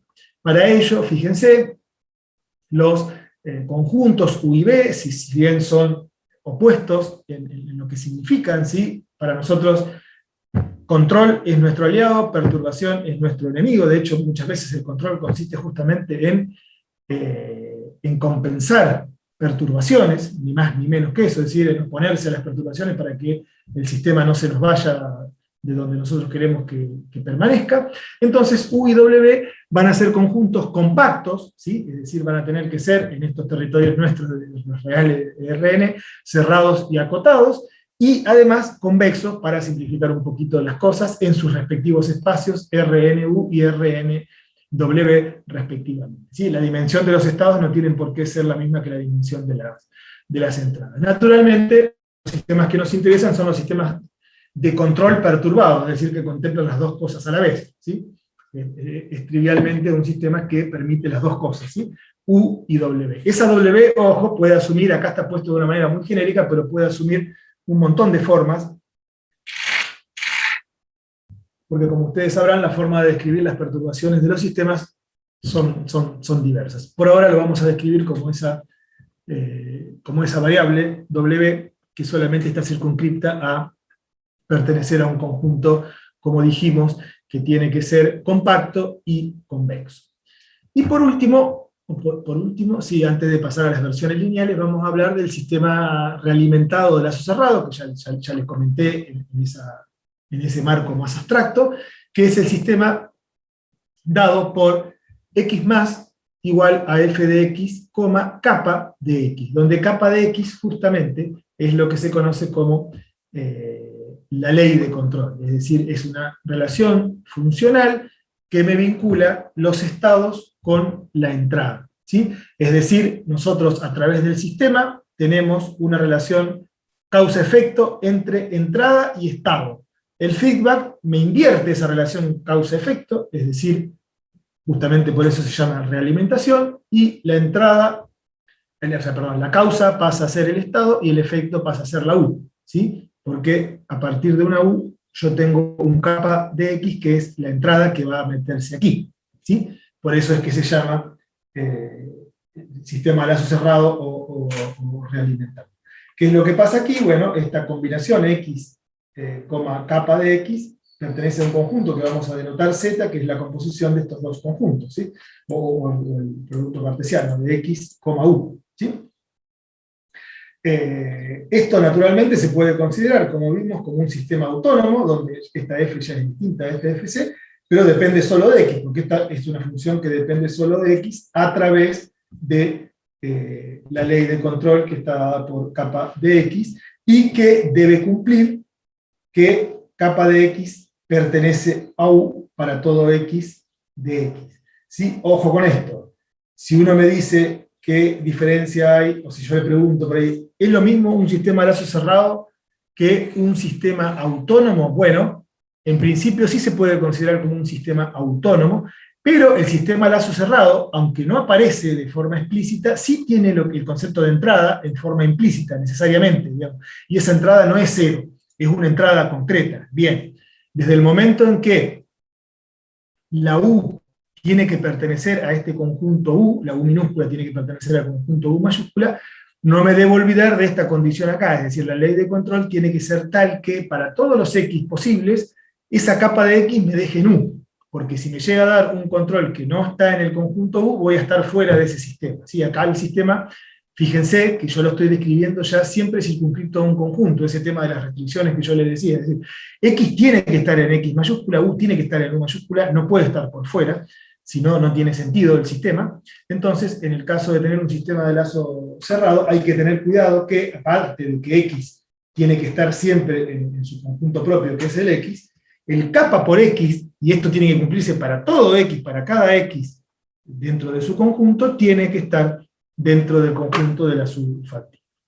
Bien, vamos a llamar por una cuestión de nomenclatura nada más, a los sistemas lineales le vamos a llamar ese lin, en vez de sistema, el sistema autónomo solo le vamos a poner el lin, o sistema de control lineal, o sistema perturbado lineal, etcétera, etcétera.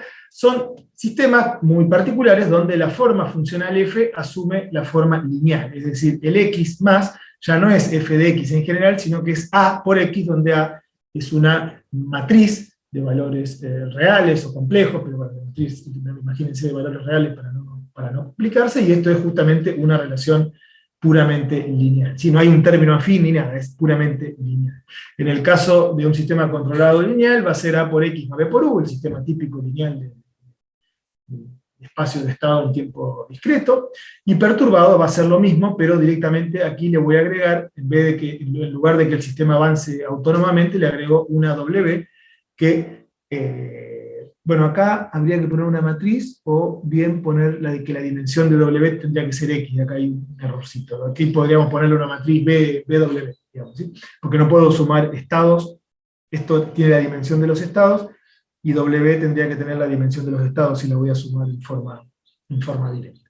Bien, naturalmente tenemos la contraparte, que es el sistema controlado y perturbado, y tenemos el sistema en lazo cerrado, donde el U lo reemplazo por capa de X, igual que en el caso, no lineal, pero acá lo puse en términos lineales. Bien, el proceso de linealización, es decir, cuando nosotros queremos, que es lo que les decía antes, cuando queremos a partir de un sistema no lineal tener una linealización que al menos me lo describa en alguna región del espacio de estado, que es lo habitual que se hace, es decir, como por ahí es complicado comprender, entender en forma cualitativa siempre, ¿no?, el comportamiento de un sistema no lineal, lo que se hace es linealizarlo en algunos puntos de interés para, a través del análisis del sistema lineal, que es mucho más sensible e intuitivo, sacar conclusiones, siempre con cuidado, pero sacar conclusiones acerca de todo el sistema no lineal. Bien, hay dos formas, bueno, o dos tipos de puntos donde se puede hacer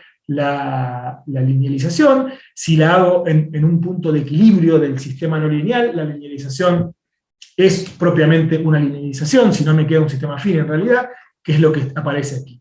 Supongamos ahora que XS-US es un punto de equilibrio, o un estado y una entrada de equilibrio, en donde queremos linealizar el sistema, ¿sí?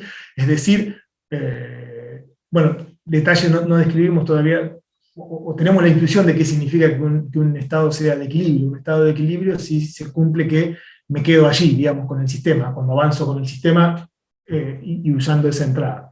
Entonces, vamos a decir que la matriz A del sistema lineal va a venir dada por ¿qué cosa? Y bueno, por la derivada de f, de la función f, de f derivada con respecto a x, evaluada en xs, y b va a estar dada por la derivada, ¿sí?, de la función f de u respecto de u, y evaluada a su vez en us, es decir, en el punto donde estoy linealizando, siendo f la función no lineal, ¿no?, que me describe el sistema.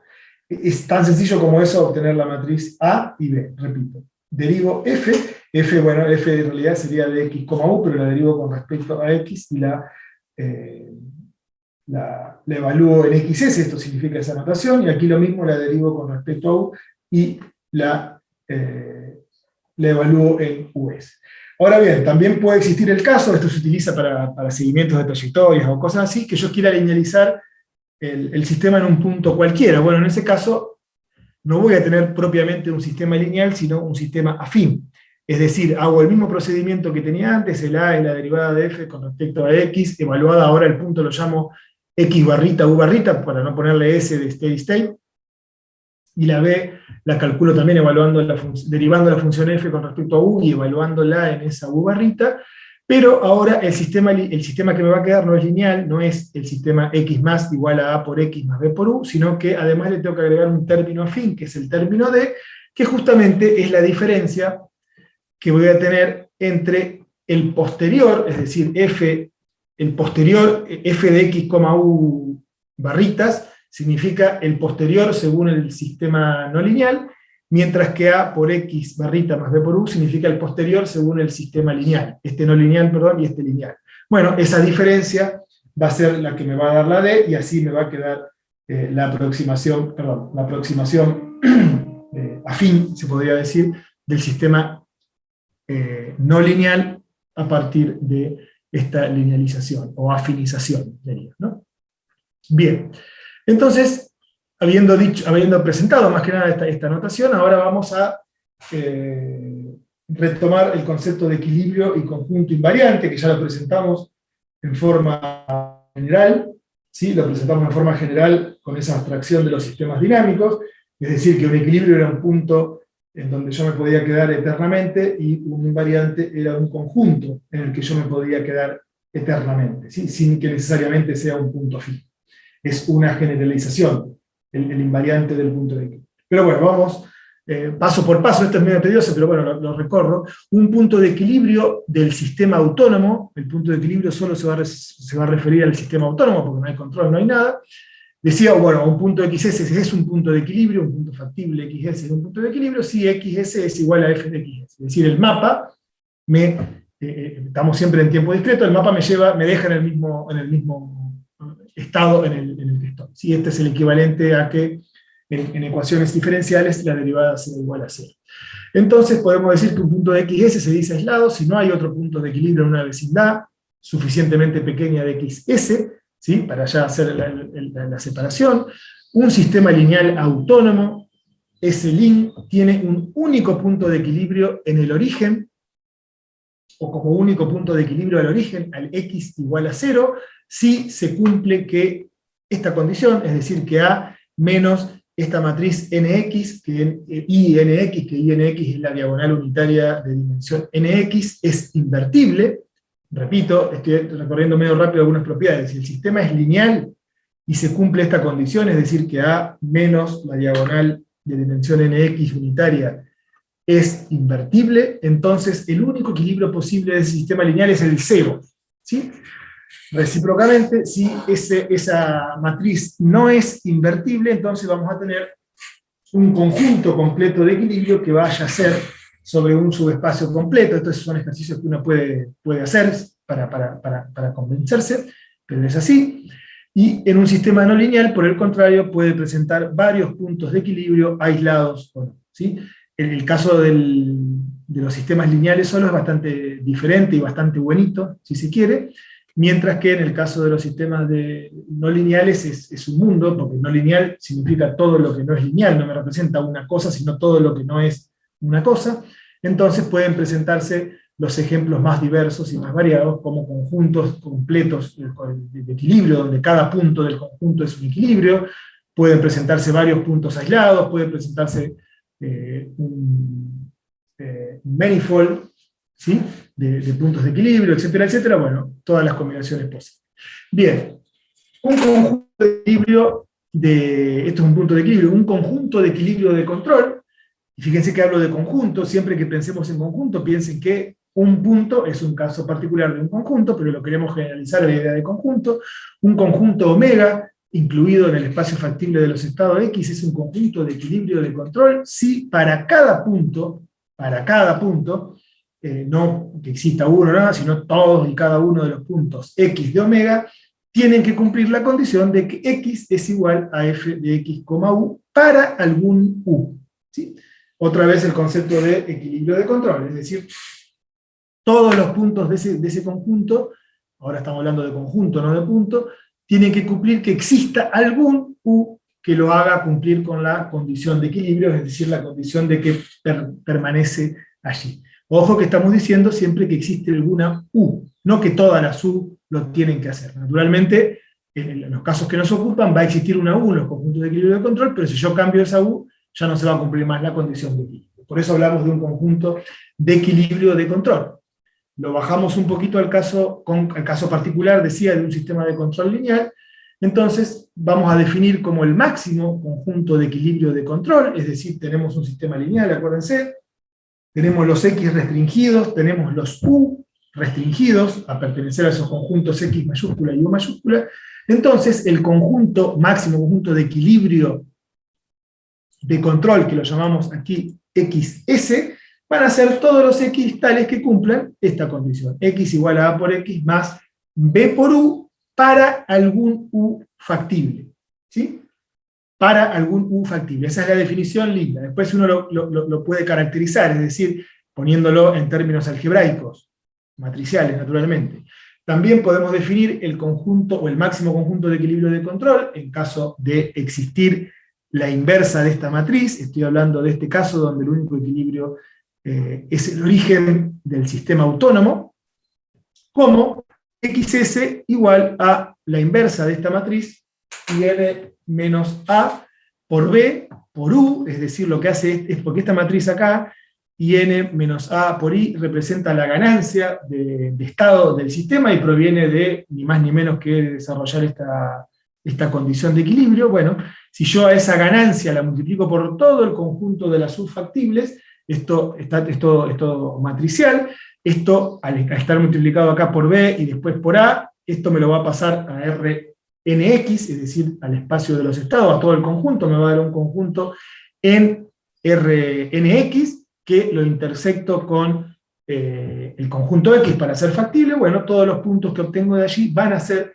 necesariamente, me van a formar el máximo conjunto de equilibrio de control de ese sistema. Bien, de hecho esto se puede utilizar, si yo en lugar de utilizar acá esta U, que es todas las U factibles, utilizo un subconjunto de la U, que lo llamo aquí con la U caligráfico, es decir, una partecita de ese U, tengo también, aplicando exactamente la misma fórmula, pero con esa U, obtengo un conjunto de equilibrio de control, que no va a ser el máximo, pero es un conjunto de equilibrio de control. Solamente para ver cómo luce, esto ya quedó medio fuera de época, pero bueno, cómo luce los problemas que nos interesan a nosotros. Imagínense que en R3, ¿no? Estoy siempre acá trabajando en R3 para poder dibujarlo. Tenemos un espacio factible que está dado por SX, que es esta caja. Sí, aparte van a ver que en gran parte de los problemas que vamos a atacar, el espacio factible de los estados generalmente está dado por conjuntos tipo caja, es decir, máximos y mínimos valores para cada uno, individualmente para cada uno de los estados. Voy a tener, por ejemplo, en este caso, un caso particular, es un sistema lineal, un subespacio que va a ser el subespacio que contiene, esto imagínense que el 0 está por ahí adentro, un subespacio completo que me contiene al conjunto de equilibrio. El máximo conjunto de equilibrio no es todo el subespacio, porque todo el subespacio se me escapa de X, pero si yo intersecto ese subespacio con el X, me da el máximo conjunto de equilibrio. Aquí tengo un conjunto de equilibrio en particular. Eso lo que me está refiriendo es que probablemente yo quiera, con mis objetivos de control, quiera alcanzar un determinado conjunto de equilibrio, incluso un punto de equilibrio y no cualquiera, ¿sí? Entonces tengo que poder caracterizarlo. Y acá, para mostrarlo nada más, tengo, por ejemplo, un conjunto invariante que circunda ese punto de equilibrio. Este es un ejemplito, esto está calculado con rutinas de MATLAB que calculan conjuntos invariantes y calculan equilibrios y qué sé yo qué, o sea, no es un ejemplo concreto, ni me acuerdo de qué era, pero es un ejemplo concreto donde esto es un invariante realmente para un sistema dinámico lineal, ¿sí? Que cumple con estas condiciones que están acá. Fíjense el detalle, yo dije acá que un sistema lineal autónomo tiene como único equilibrio el origen si es autónomo, ¿sí? Si yo le pongo un control, ese sistema lineal, aún cumpliendo esta condición, el conjunto de equilibrio de control ya pasa a ser un subespacio, ¿sí? De hecho, una forma de interpretar eso que acabo de decir, es decir, cuando pasamos de autónomo a sistema de control, es pensar en el espacio completo de el espacio que es el producto cartesiano de x, u, es decir, vamos a definir, ya lo definí creo antes, es decir, el espacio z son los x y las u's, los estados y las entradas. Entonces puedo caracterizar, en el caso de sistemas de control lineales, puedo caracterizar un espacio de puntos en ese espacio z, que es de dimensión r, nx más nu, porque incluye los estados y las entradas, que cumpla con estas condiciones. La proyección de z, que es el conjunto de equilibrio en el z, del z sobre el espacio de las u, me va a dar el conjunto de u, y sobre el espacio de las x me va a dar el conjunto de x. En ese espacio, ¿sí? Porque esto lo cumple de la definición, ¿no? A lo mejor no estoy diciendo nada, lo que quiero decir es lo que viene ahora. En este espacio van a existir puntos, x, u's, para diferenciar siempre los estados de las entradas, pero que pertenecen a ese único espacio z, que cumplen las condiciones de equilibrio, y definen, ahora recién estoy presentando el conjunto de equilibrio en z, el conjunto ZS, que es el conjunto de todas las combinaciones XU, tales que Z, los elementos Z esto, pertenecen al espacio nulo, al kernel, al núcleo, depende cómo lo quieran llamar, de esta matriz acá. Es una cuestión algebraica nomás, pero lo que estoy diciendo es que sí, fíjense, ¿qué significa que los Z pertenezcan al espacio nulo de esto? Y significa que si yo multiplico X por esto, y lo sumo a B por la U, me va a dar 0, y eso es la condición de equilibrio, ¿sí? Es decir, son todas las combinaciones de X y U que me cumplen con la condición de equilibrio. Ese conjunto va a estar contenido en Z, porque voy a pedirle que los X y los U estén en X y U, y bueno, y eso es, ese ZDS siempre va a ser un subespacio, sea como fuere la matriz A, ¿sí? Va a ser un subespacio de dimensión NU en RNX más NU. ¿Sí? Es una forma de tratar que vamos a ver que en algunos diseños de control MPC, por ejemplo, nos va a ser útil, es decir, en lugar de trabajar en X, porque acá en X no aparece el espacio de la subfactible, ¿sí? Está por fuera del espacio, no aparece aquí. Lo mismo yo puedo hacer un dibujo de U, y pero si quiero ver cómo se comportan de manera conjunta, y tengo la suerte de tener un sistema lineal, puedo pensar en ese espacio Z, donde también se pueden caracterizar los equilibrios. ¿Sí? Una propiedad interesante de estos vectores, en el caso lineal, ¿no? De los vectores Z, es que si yo estoy en un espacio de equilibrio, ¿sí?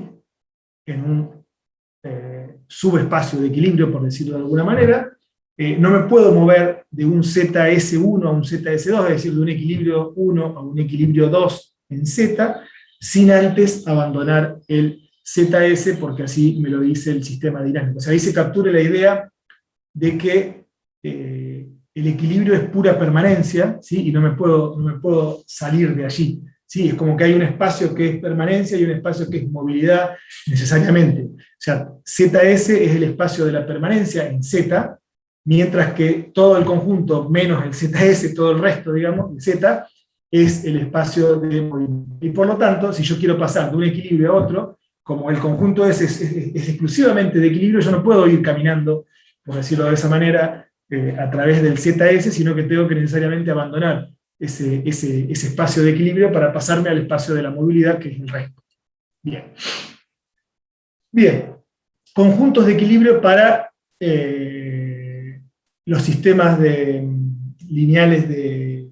No, esto era de lazo cerrado en general. El sistema de lazo cerrado, bueno, tenemos el sistema de lazo cerrado que es x, f de x, kappa de x y kappa de x perteneciente a u, lo que mostramos a continuación, pero el equilibrio va a ser, o un conjunto de equilibrio va a ser conjunto de equilibrio si cada uno de los x de ese conjunto cumple con la condición de equilibrio. ¿Sí?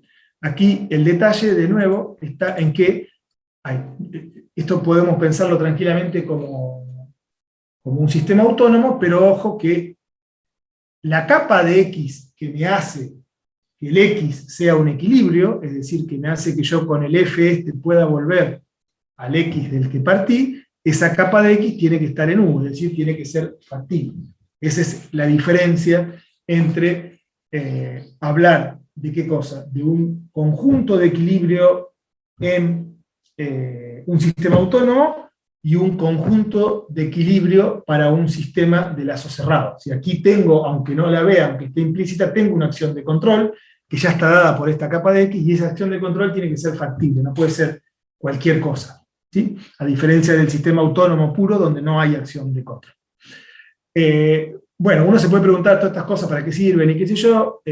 Se puede mencionar, como adelanto, que existen, por ejemplo, los controladores, que nosotros lo vamos a ver, que se llaman controladores por zonas, es decir, en estos controladores se suelen, por ejemplo, porque se aplican a sistemas con más salidas que entradas. Esto, por ejemplo, nosotros lo hemos visto, por poner un ejemplo burdo, en la industria de la refinación del petróleo, cuando trabajábamos con controles de MPC para la refinería y qué sé yo.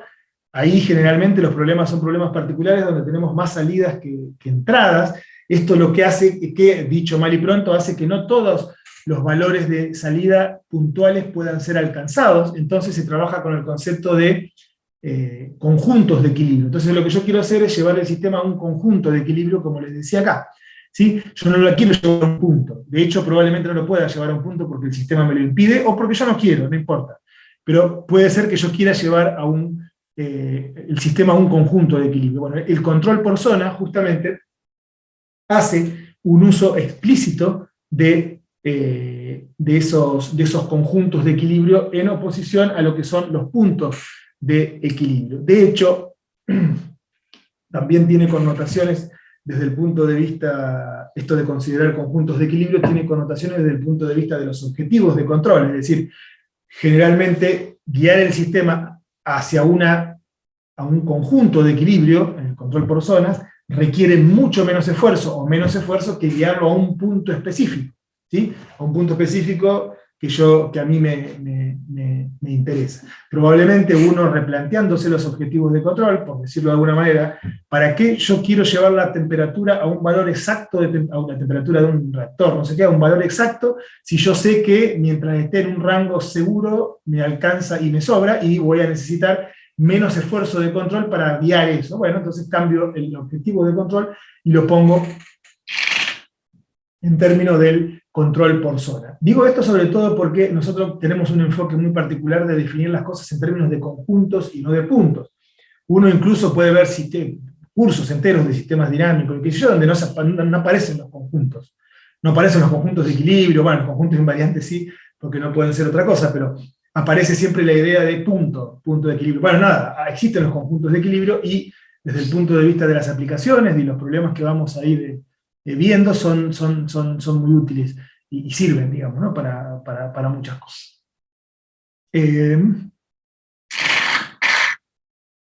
Bueno, nada, lo que le dije recién, que los MPC que vamos a ver más adelante hacen incluso un uso explícito de esos conjuntos. O sea, no solamente tenemos que ver que existan, sino que tenemos que caracterizarlos y los vamos a meter en la formulación.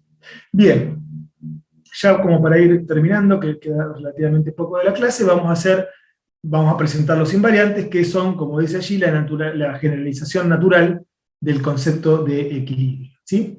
Es decir, esa idea de permanecer, o de que exista alguna acción de control que me permita permanecer, ahora ya no la voy a hacer punto a punto, porque si bien acá definimos conjuntos de equilibrio, pero siempre sigue siendo punto a punto, ojo, acá los conjuntos de equilibrio eran meras agregaciones de puntos de equilibrio, ¿sí? Conjuntos tales que cada punto era un punto de equilibrio. Bueno, ahora abstraemos un poquito más y hablamos de conjuntos invariantes. Decimos, como dije antes, queremos que el sistema quede allí, pero no necesariamente en un punto fijo. Entonces, definimos conjunto lambda invariante, incluso ya le vamos a poner un valor lambda, que es una constante que está entre 0 y 1, una constante de contractividad. Vamos a decir que un conjunto omega es lambda invariante, primero para el sistema autónomo, si el hecho de que x pertenezca a omega implica que f de x, el posterior, aquí imagínense x más, ¿no? El posterior pertenezca no solo al conjunto lambda, omega, perdón, sino a una contracción, o posible contracción del conjunto omega, que es lambda por omega para algún lambda entre 0 y 1. Claramente, para el caso de lambda igual a 1, no hay contractividad, y el conjunto se llama simplemente invariante, es decir, el sistema queda en el mismo conjunto omega, es decir, no se mete más para adentro, por decirlo de alguna manera, mientras que para el caso de lambda entre 0, posiblemente 0, que no tiene mucho sentido, y 1, el conjunto va a ser además contractivo, es decir, a medida que aplicamos el f, porque si uno aplica iterativamente esto, significa que nos vamos metiendo cada vez más para adentro de ese conjunto omega.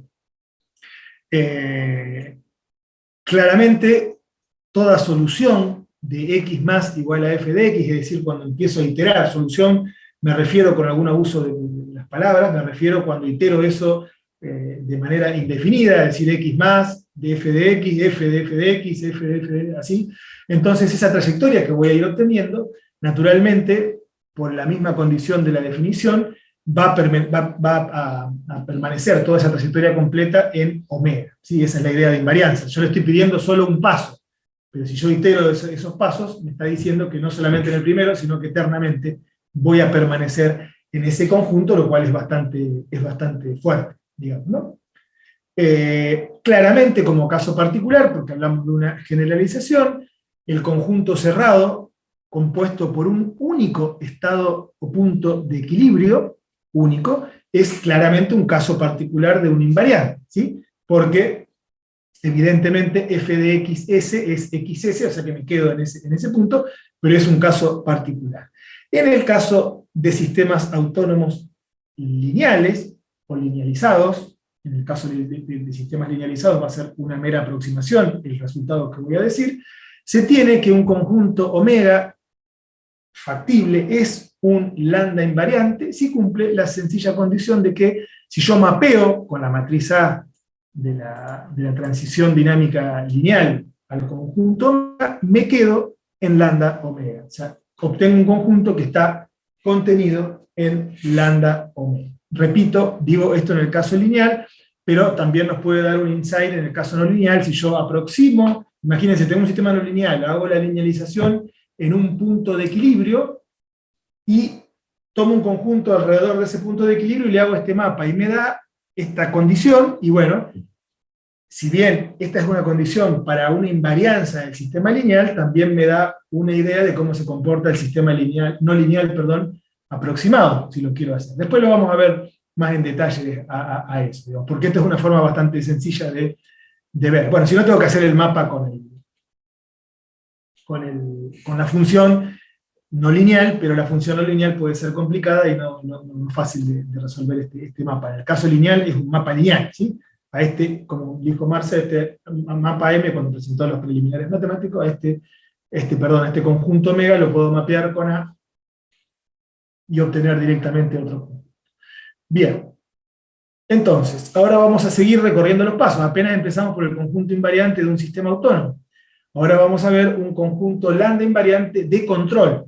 Así como describimos equilibrios de control, aquí vamos a hablar de invariantes de control. El concepto es el mismo, pero la definición cambia. El conjunto omega factible se dice lambda invariante de control para el sistema de control que estamos considerando, si la condición de que X pertenezca a omega implica que f de X, U, ahora pertenece a lambda omega, o sea, se mete un poquito para adentro, para al menos una U factible.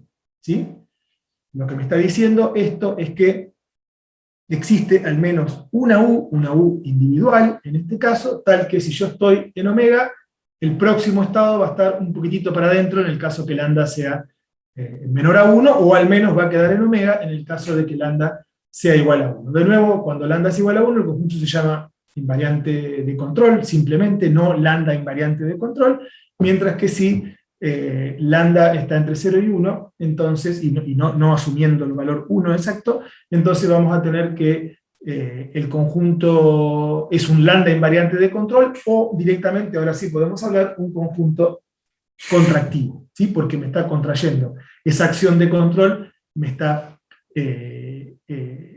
contrayendo, ¿sí? Bien, fíjense que también acá aparece una cuestión heredada, ¿no? Es decir, si yo tengo un invariante de control, significa que existe una U para toda X que está ahí adentro, que me lo va a dejar adentro. Entonces, si yo camino, este f de X, U es el próximo X. Bueno, para este X, como me queda en la omega, también va a existir U, otro U, probablemente, no tiene por qué ser el mismo justamente, pero por la misma definición tiene que existir un U que me lo va a dejar adentro, y así sucesivamente, ¿sí? Pero fíjense que hay una variación de la U, no necesariamente tiene que ser la misma U que me la va dejando adentro, es decir, tiene que aparecer, acá no está dicho, pero implícitamente debe ocurrir, una secuencia de U's que me lo mantengan adentro, ¿sí? In eterno, ni siquiera en una cantidad de pasos. Existe el concepto de invariante en una cantidad de pasos, que es útil para algunas cosas, pero bueno, acá presentamos solamente los invariantes solos, digamos que queda eternamente dentro. Existe el conjunto, el máximo conjunto invariante de control, que se le llama esta caligráfico infinito de X, que es el máximo conjunto invariante de control para SC, contenido X, y para ello tiene que cumplir que, cumple que es es el máximo invariante de control, sí, solo si todo conjunto invariante de control satisface que está contenido en él, ¿sí? Es decir, es el conjunto de todos los conjuntos invariantes de control del sistema, ¿sí? Ese conjunto O infinito es el máximo conjunto en el cual existe una secuencia de control admisible tal que el sistema puede satisfacer las restricciones en su evolución. Porque ojo que la U que me tiene que hacer el trabajo de dejarme adentro tiene que ser factible. Ahora cuando presentemos los conceptos de la caracterización de los conjuntos invariantes de control, de los conjuntos controlables, mejor dicho, o estabilizables, van a ver la importancia que tienen estas cuestiones de las restricciones, ¿sí? Cuando uno quiere caracterizar las cosas. Entonces ese va a ser el máximo conjunto en el cual exista esa secuencia admisible que me permita satisfacer las restricciones en su evolución y quedar dentro del O infinito. Ese conjunto se vincula con lo que después vamos a definir como el máximo conjunto admisible del sistema de control. Bueno, básicamente un sistema invariante es esto, es decir, una vez que yo entro, quedo. Un sistema no invariante, un sistema, ya estoy cansado con la clase, un conjunto invariante es esto, un conjunto no invariante es cuando no puedo quedarme dentro, ¿sí? Bueno, una pequeña propiedad de la que nosotros nos enteramos también no hace mucho, pero que bueno, que un resultado conocido, la estudiamos no hace mucho, que es que todo conjunto invariante de control contiene un conjunto de equilibrio de control, que puede ser un punto o arbitrariamente pequeño, y esto se basa en el teorema de punto fijo de Brouwer. Creo que Marcelo comentó algo de esto. Es decir, fíjense que lo que estamos diciendo, porque yo presenté conjuntos de equilibrio, puntos de equilibrio y conjuntos invariantes. Esto, lo que está diciendo este resultado, este teorema, es que no existen conjuntos invariantes que no contengan al menos un equilibrio, ¿sí?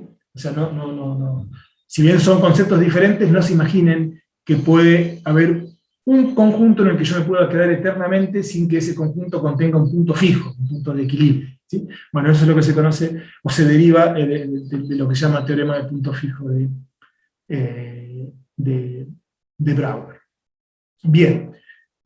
Bueno, hacemos una pequeña extensión, ya para terminar la clase, que son los conjuntos invariantes robustos. Es decir, así como presentamos los conjuntos invariantes de control, en donde necesitábamos que exista al menos un control que me dé la invarianza, los controles son nuestros aliados, es decir, con que exista uno que me dé la invarianza, ya voy a tener la invarianza garantizada, porque yo elijo la U. Bueno, recíprocamente tenemos los invariantes robustos, es decir, digo la definición, un conjunto omega se dice invariante robusto para el sistema perturbado ahora, ¿sí? Con esa W, recuerdan que me perturbaba el sistema, si el hecho de que X pertenezca a omega implica que f de X W va a seguir perteneciendo a omega, pero para todo W posible, es decir, para todo W contenido en un conjunto W mayúscula que aparece allí. Es decir, yo aquí le permito que todas las variables, que ante todas las perturbaciones posibles, el sistema, o la evolución del sistema, siga quedando dentro del conjunto omega, para pedirle la invarianza robusta. Naturalmente esta es una condición bastante fuerte y exigente, y naturalmente hay un trade-off, un balance entre las cosas. Si este conjunto W es muy grande, es decir, yo le permito perturbaciones muy grandes, generalmente no va a haber conjuntos invariantes robustos, porque más grande la perturbación, más chico o más difícil va a ser encontrar los conjuntos invariantes robustos, pero como ya sabemos que esto tiene que ser compacto, cerrado y acotado, entonces ya tenemos algunas chances de que exista este conjunto.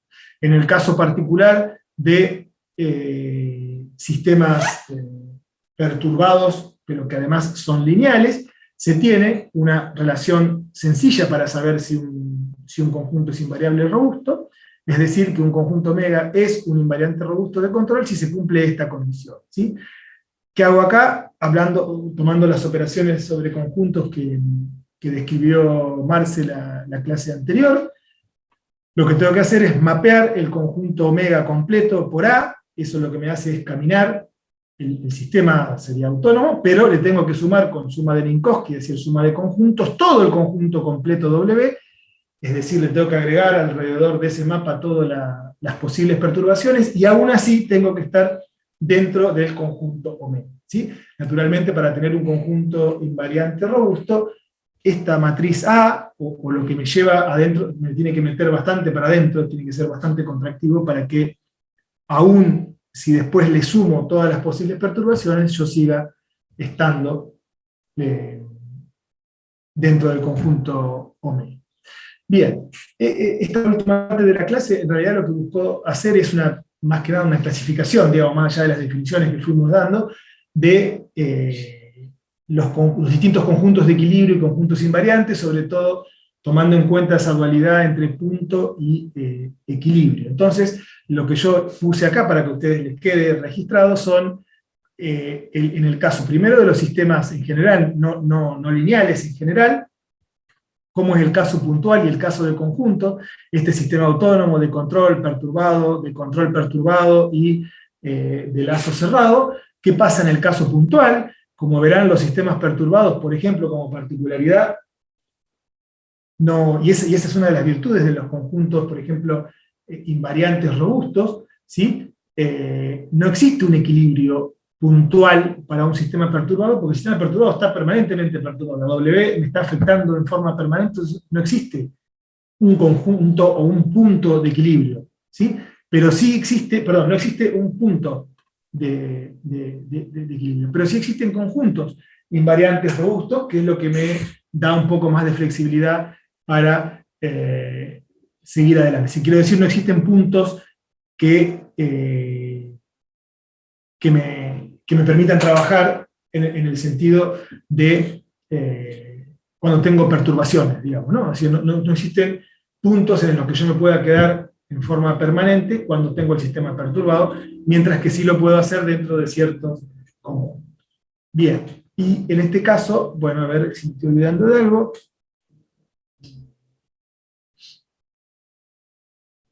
Bien, bueno, sí, acá están los puntos de equilibrio, acá están los conjuntos invariantes. Bueno, en el caso lineal, lo que agrego acá son esos resultaditos donde es más fácil caracterizar los conjuntos. O sea, acá es solamente la definición que tengo, es decir, por ejemplo, que f de omega W esté en omega es la definición, justamente para que un conjunto sea invariante.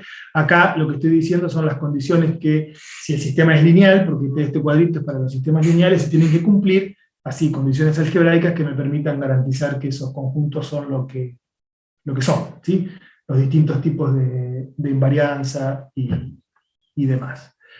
Bien, ya estamos en horario para ir terminando la clase. Esta fue la primera parte, digamos, una especie de charla sobre las caracterizaciones de los sistemas dinámicos y de los equilibrios y de los invariantes. Lo que viene después son, para amenizar un poco la cosa, si es que se puede dar algunos ejemplos, ¿sí? Un sistema de masa-resorte, ir viendo cómo son los equilibrios, cómo son las dinámicas, cómo son los invariantes, ¿sí? Para que vean que este es el conjunto invariante, para que vean que esos conjuntos no son triviales, ¿sí? Incluso cuando consideramos tipos de conjuntos poliédricos, es decir, conjuntos buenitos, aún así, nada, este cálculo de conjuntos invariantes y de equilibrios y demás no es necesariamente trivial. Después vamos a ver unos ejemplitos incluso no lineales, también para caracterizar algunas regiones de equilibrio y regiones de invarianza. Bueno, nada, como para materializar un poco de esto que fuimos viendo. No sé, escucho si hay algún comentario, consulta. Respecto a lo que vimos hoy, quedó más o menos claro, se entiende el espíritu más allá de las formalidades, de lo que se busca. Sí, de mi parte está todo claro. Bien. Martín, ¿por ahí? ¿Está por ahí? Sí, por mi parte se entendió. Bien. Creo que tendré Sí, que repasar para las ideas, pero sí. perfecto. Sí, me interesa sobre todo el espíritu de lo que se quiere. Después podemos ir entrando. De hecho, tampoco están las slides puestas tan en profundo, están medio volado, va tocando por pedazos las cosas, y en todo se puede ir profundizando para formalizar los conceptos, pero para nada, me interesa por ahora que queden los conceptos, después lo vamos a ir materializando, sobre todo cuando hagamos prácticas y cosas por el estilo.